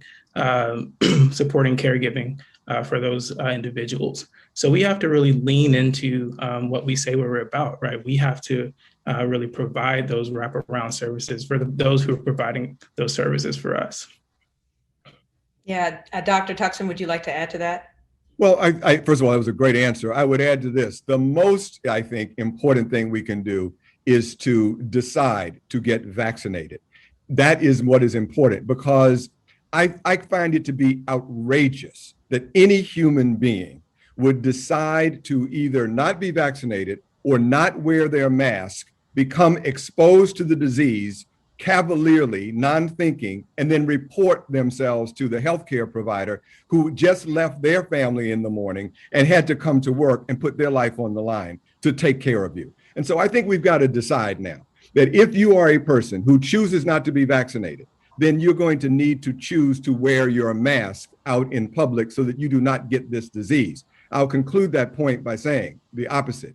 If you are a person who believes that you're right not to wear a mask in the middle of this pandemic, which is still going on, with still having the variants spreading through this country from dangerous places like India, if you choose to say my right not to wear a mask is so much more important than the fact I can sicken or kill you, how dare you then say, oh, and by the way, when I get sick, I'm going to go to the hospital and ask a nurse or a physician or the cleaning crew that cleans the emergency room or the sanitation workers and so forth. I'm going to just say, well, they'll take care of me and they'll put their life on the line for me. If you love the healthcare worker and the frontline people, then do the right thing and don't cavalierly get sick and expect them to save you.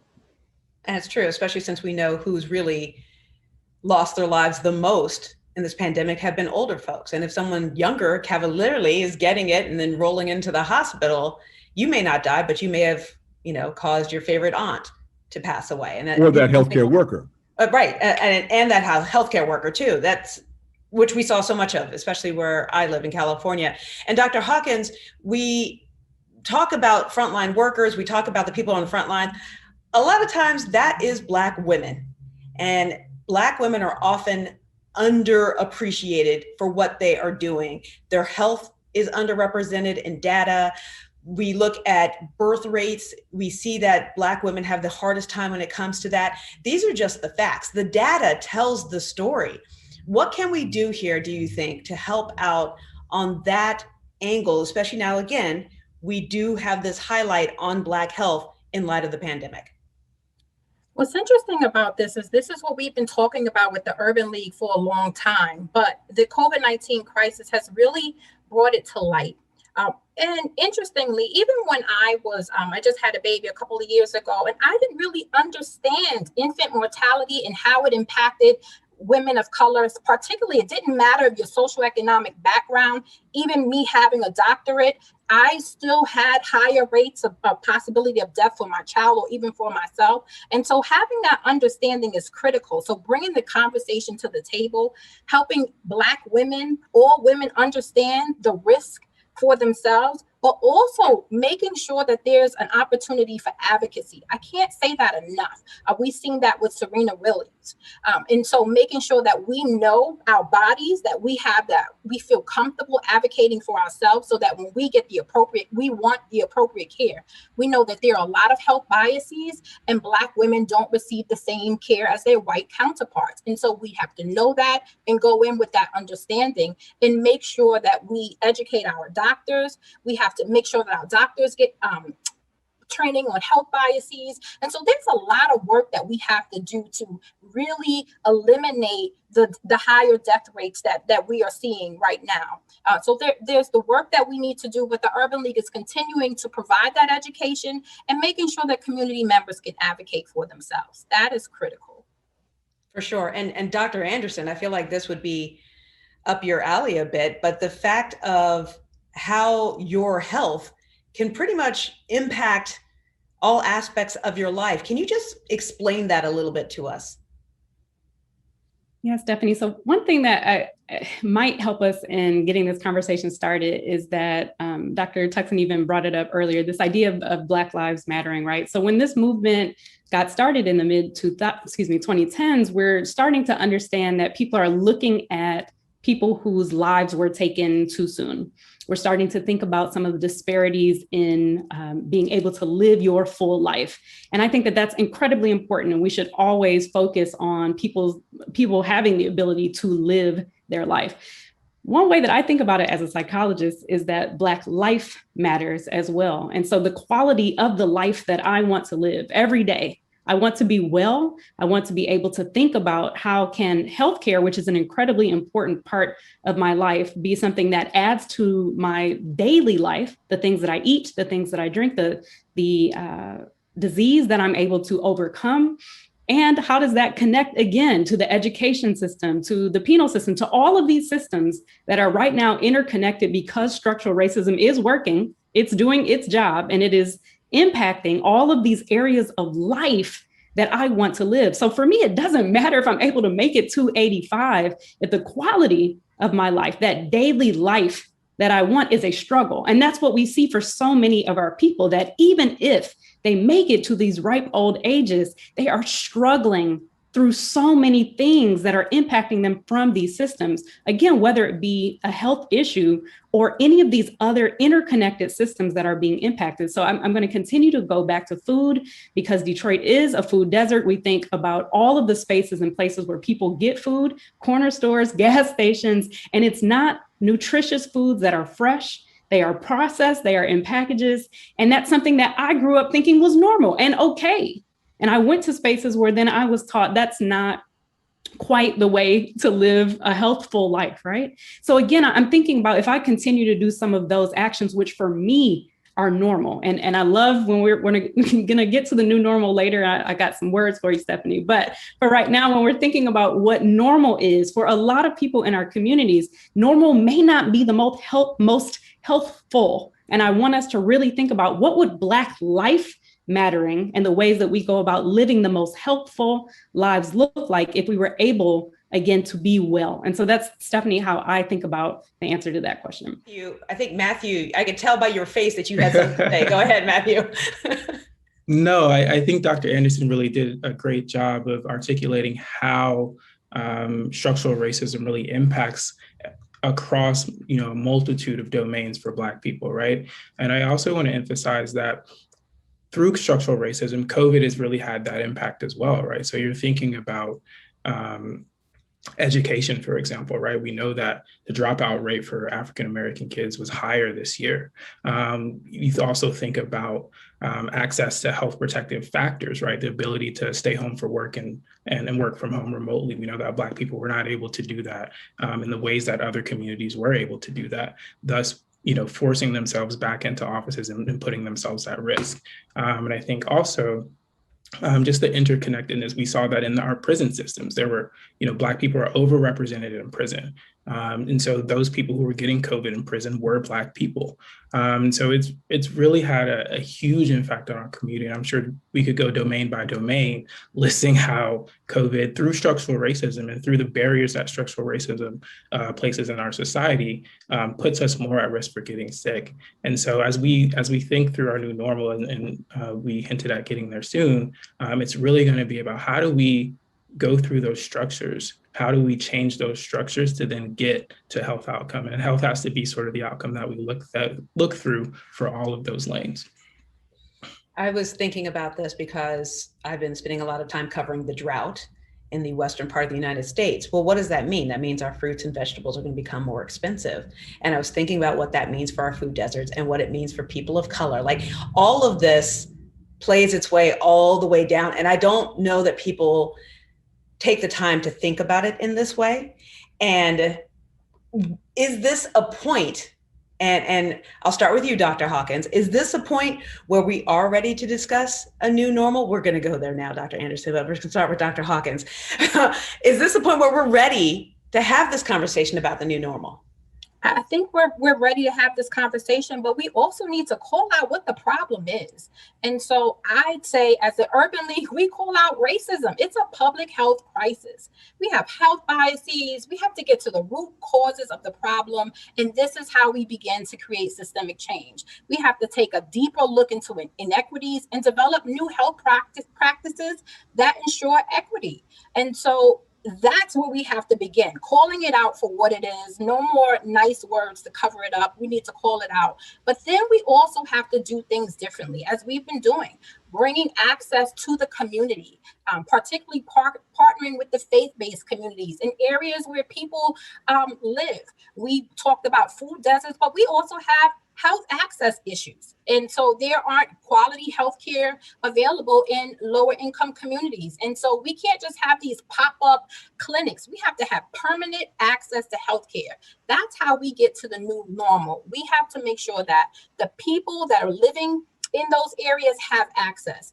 We often talk about mental health and it's really important that we think about that right now with all of the stresses that we have. So we have to think about, integrated healthcare systems where we're looking at physical health, emotional health, all of that. And we have to really work collectively to make some changes in our community. And so that means, when you think about the system of vaccines and getting on the IT systems, we can't have these in the box thinking. We have to have out of the box thinking where organizations like the Urban League act as intermediaries, as we did during the COVID-19 crisis. We ensured that people of color were prioritized to get vaccinated.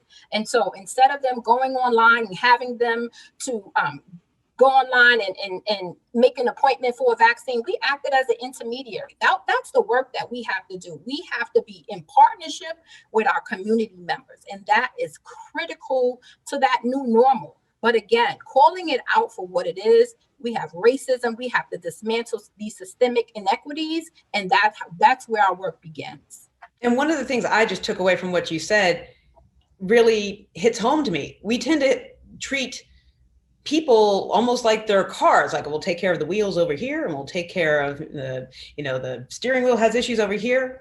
We have, it's all separate, but someone's mental health may very much be entwined with what's going on with their body. And we haven't been treating it like that. And Dr. Anderson, I know you have some thoughts here. What's the next thing that you think we need to do in the new normal? Okay, Stephanie. So the first thing, I don't want any parts of the word normal to ever be used again, right? So normal, this idea of norming, right? That's a standard. And we have been used to a certain type of life for, especially, again, folks of color, folks in urban spaces. We've been used to, as we've indicated time and time again throughout this panel, these food deserts, these healthcare shortage areas.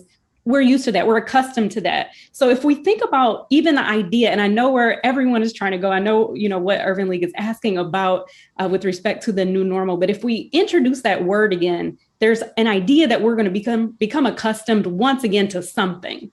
And I don't want any parts of that. I want us to really have a new revolution, a new movement, a new noise. I want whatever it is that we're doing to bring with it the change that Dr. Hawkins just brought up. I want us to be able to talk about structural racism, get to it at the root, to really uproot it, and to think about, if we have an administration right now who used the terms racial justice, anti-racism in the victory speech for the next 4 years, the vision of what we're trying to do is to eradicate racism at the root. If that's what we're trying to do, then no part of what we're trying to do moving forward is to be normal or standard. We don't want to fall back into acquiesce, into what is customary, because this country, if we fall back on that standard, is used to us not having, not succeeding, not living, right? So I don't want us to go back to any part of what we've had in the past, especially 4 years or 400 years of what normal has looked like for Black people. I really want us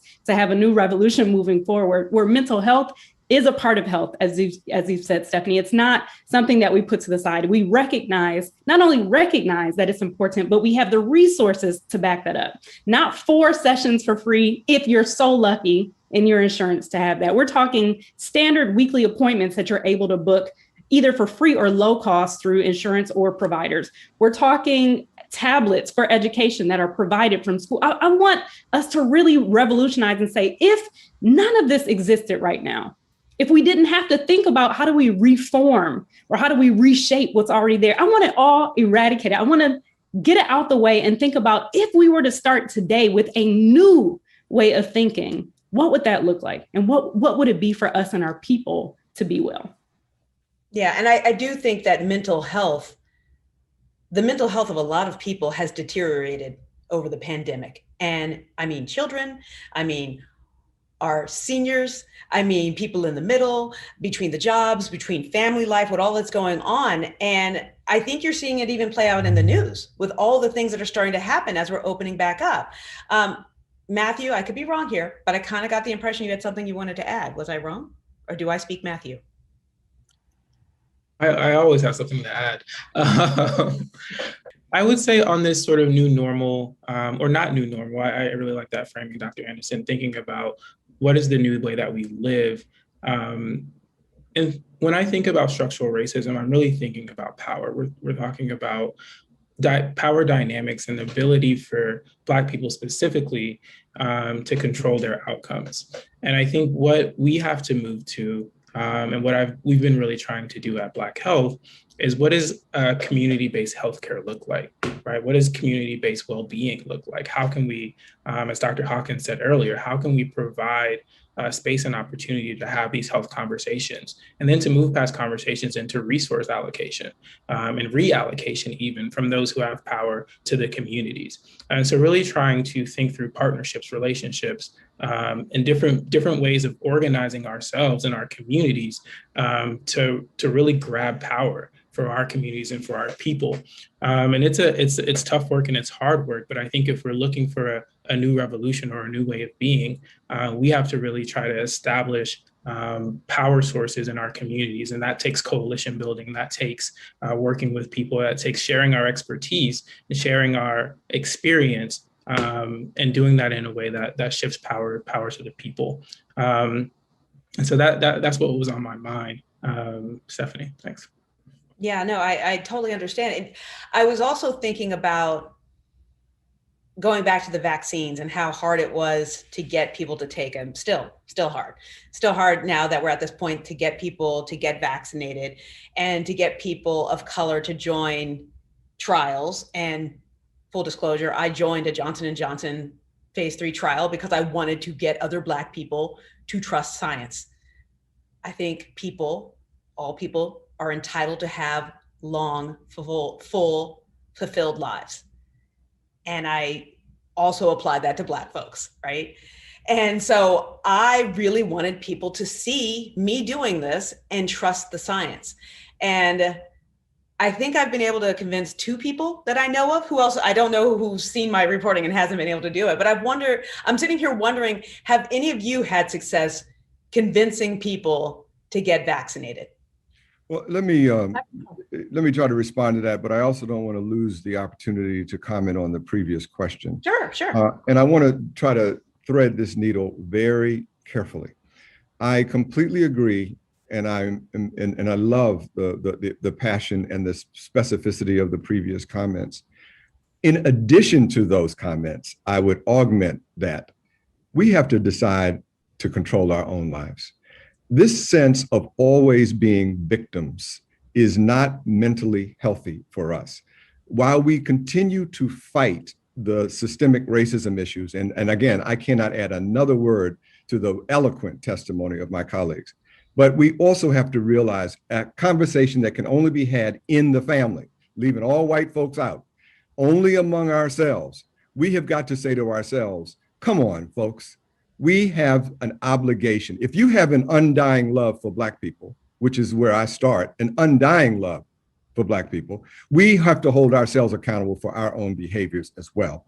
And let's be clear, no matter how great the forces are arrayed against us, we still can control so very much of our decisions, like being vaccinated, like the food choices we make when we have a choice to make them.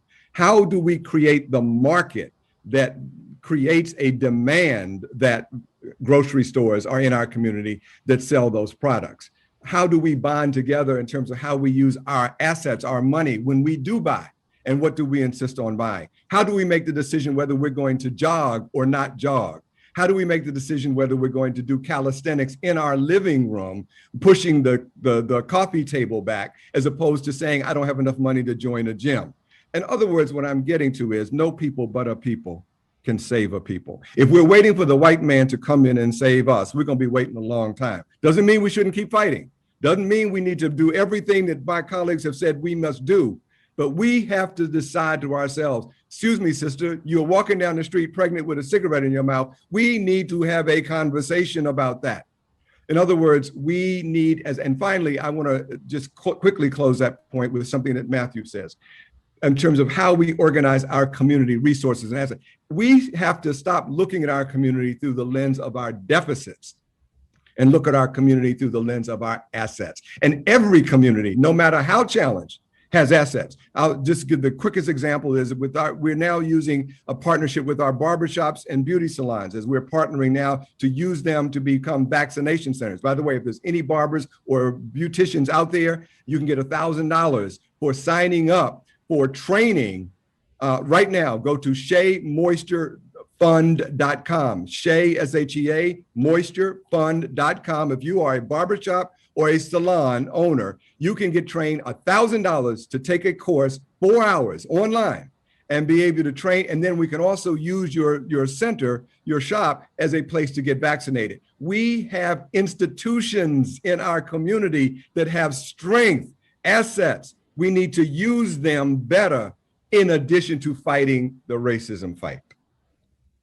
That personal responsibility part of that is I think a huge part of it that may be the toughest part for people to hear, is the part that we have to own our part in that. But if you go back to what you're saying, Dr. Tuckson, and combine all these things, and I'm coming to you, Dr. Hawkins, is this idea of resilience. We are a resilient people. And I thought about that a lot reading Isabel Wilkerson's Cast, and also Harriet Washington's Medical Apartheid, 2 books that I greatly would say people should read if they want to know more about this. Our people have been through a lot to get to where we are. And so we can continue to build upon that. Dr. Hawkins, you were going to say something. I was going to say, I wanted to go back to your point, Stephanie, about trust when you entered the COVID vaccine trial, because you, in Black communities, it's all about relationships, at least what I've learned. And in having the voice of trusted individuals, this is how we begin to make change. As you said, stories are passed down, but it's also relationship. And so if we want to see the change, we have to, those trusted voices in the community, Urban League of Rochester, Urban League, National Urban League, also faith-based communities, radio stations, Black-owned radio stations, organizations, healthcare providers that prioritize Black communities. All of these trusted voices are critical to creating the change that we all seek. And we also have to really talk about the change that we see and work that vision. You talked about, I think it was Dr. Anderson that talked about this visioning. And so we have to talk about what is the vision that we want to see if health inequities, if there were no more health inequities, and work that vision and make sure that people know that vision so that they can advocate for that for themselves, so that we're not victims, but we have the information, we have the data, and we know how to do the advocacy on our own. And I think that's critical for us changing and revolutionizing how we do healthcare. Yes, and the conversations that we have with ourselves, right? Not everything is going to be a beautiful panel discussion, but we also have to, when we hear someone say something, speak up and point that out to them as well. Before we move on, because I know I'm going to come back to Dr. Anderson, but I do want to find out the answer to the other question. And raise your hand and I'll come to you. Have any of you had success getting people who are hesitant to get vaccinated? Sort of, kind of. Okay, that's pretty good. That's actually that's higher than I was expecting to see. So that is good to know. All right, Dr. Anderson, let's talk a little bit about this idea of resilience. Yeah, and just a quick note here. So I agree with you, Stephanie, and Dr. Tuxen. I love being in conversation with you because this is a beautiful weaving of ideas. And what you said about loving Black people as this central kernel of what it is that you're saying is what I imagine is woven throughout this panel, right? Everything that we're saying is embedded in this belief of loving Black people very, very much. And so as long as we're all, believing that, I think that that's going to be crucial. The one thing I want to note, Stephanie, about this idea of resilience, I used to be a huge fan of it. And in psychology, understanding that resilience is to be successful in the midst of adversity. That's what we're talking about definitionally. That's what we see in Black communities every day. There's no doubt to be alive in America, to have made it across in ships, and to be alive and to have family. I mean, the whole thing is mind blowing once you really think about it. If you sit and really think about it, we are a resilient people. And I absolutely love that. What we're talking about, what every person on this panel is talking about, if we were to bring it together, is both resilience and resistance. So from an individual level, being resilient, being able to have, is my internet? Oh, there we go. Sorry. Okay, people were really frozen. I was like, did I just lose everyone on the Zoom? Okay. Being resilient is an individual trait, and it's something that we as individuals or as families, we can say that as communities, we're beholden to that, but it really is one being able to withstand adversity.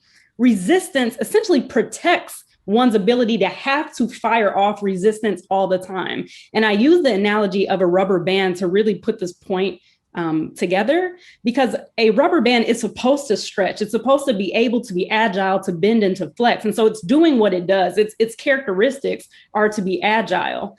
But as any person who's had a rubber band knows, if you leave it out in the sun too long, if you put it in a cold environment, if you stretch it too many times, it's going to break. That's also a characteristic of elasticity or the rubber. It's going to have so much put upon it that it's not going to be well or to do what it's supposed to do.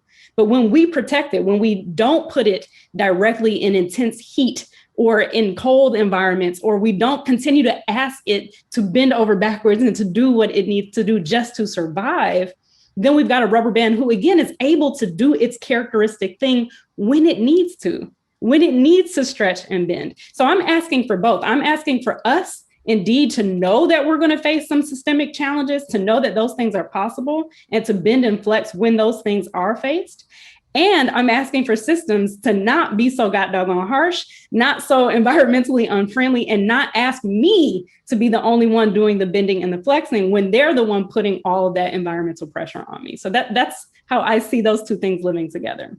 It makes sense to me. Also makes sense to me, Dr. Hawkins talking about seeing the overall place where you want to be, how we would want to envision our healthcare, and working down from there to figure out how to align those two places. Matthew, were you about to say something?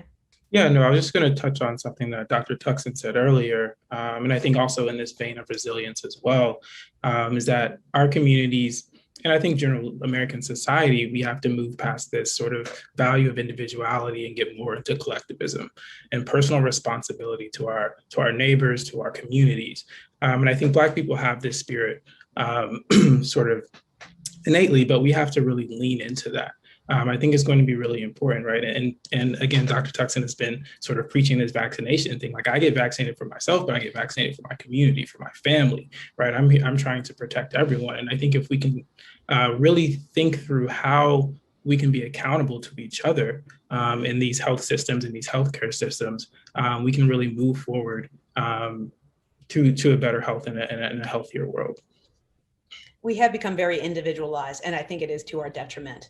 You know, they say in an emergency, if there's an avalanche, the first person who's going to likely save your life is the person who was with you, right? It's not going to be rescue crews coming in because they're not going to get there in time. And I think that's the case in many of these settings.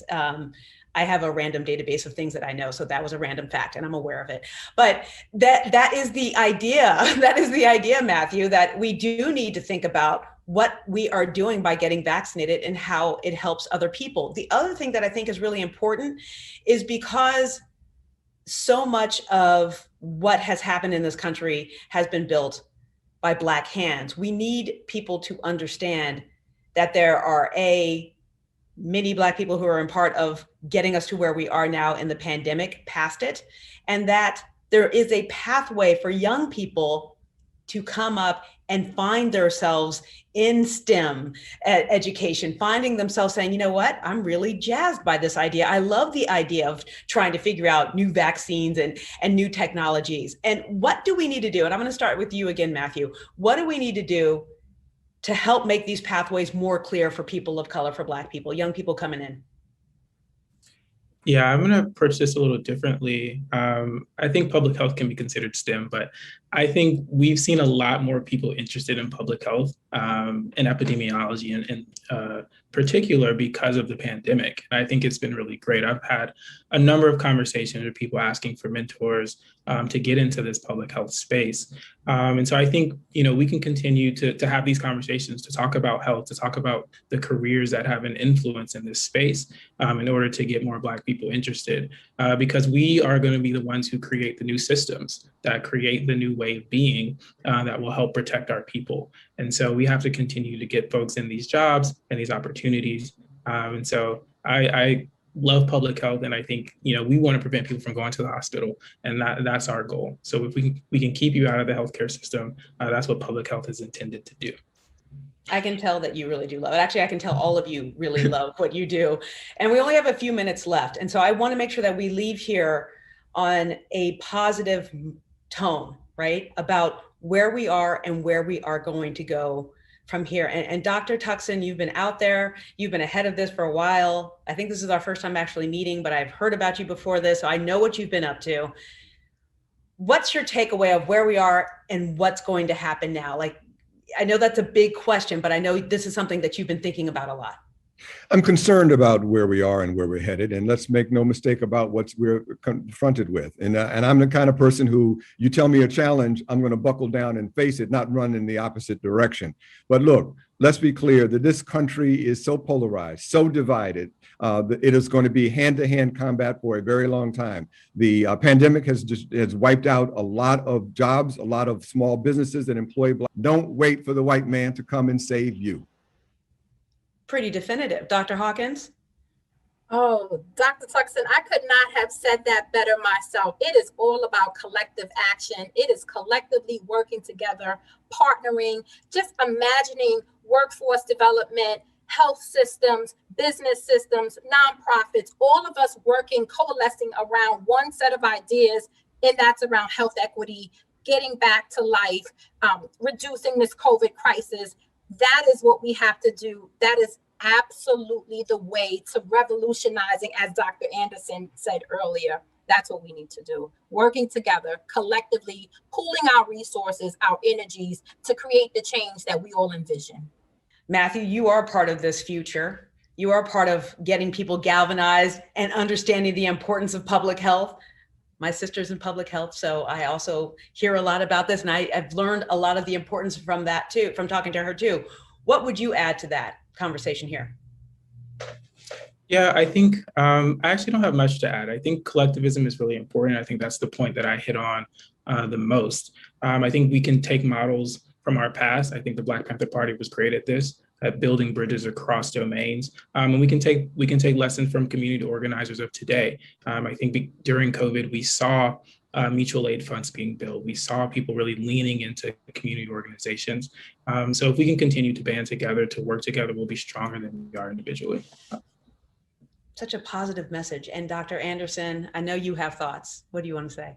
Thanks, Stephanie. Okay, so I think for me, again, coming from more of a psychological lens on this, I want to at least acknowledge the challenge that we were facing this past year where we weren't able to actually be with other people, right? So the Zoom normality where we're seeing people on this 2D screen, even in those types of coalitions that you all have beautifully talked about, we weren't able to physically be together. And that 15-month stretch where we're now able to potentially see people prayerfully vaccinated or at least with the mask on, reintroducing that type of reliance on each other is going to be a challenge because we haven't done it. I remember the first time I saw a neighbor and I waved and it brought me to tears because I hadn't seen humans in weeks, right? So that type of feeling where we're now relying on each other is going to take work, but in part of this larger partnership, those individual relationships, those things that we were yearning for months are going to be so crucial, so important. So ensuring that you're telling people that they are loved, dropping off food when they need it, doing individual works is going to be hard because of what we've been through, but so crucial to mend those traumas, to mend those holes that we've had for the past several months. And I can't wait to do it with you all very soon.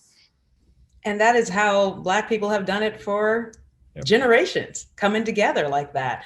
I have learned so much from this conversation listening to you. It was inspiring. I thank you all.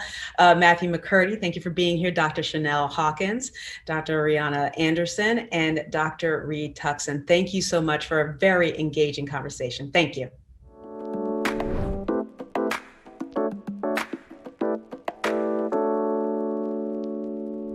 Hello, my name is David Kim. I am VP of Global Diversity, Equity, Inclusion at Zendesk. At Zendesk, we strongly believe that real change requires ongoing and continued action. Part of being a catalyst for change means partnering with organizations that are doing truly innovative and inspiring work that matters. The National Urban League specializes in economic mobility and sustainability, and its State of Black America is one of the most highly anticipated benchmarks and sources for thought leadership around racial equity in America. It's an honor to be a sponsor of this year's report, and we look forward to our continued partnership as we work to build a more equitable society and workplace. Thank you.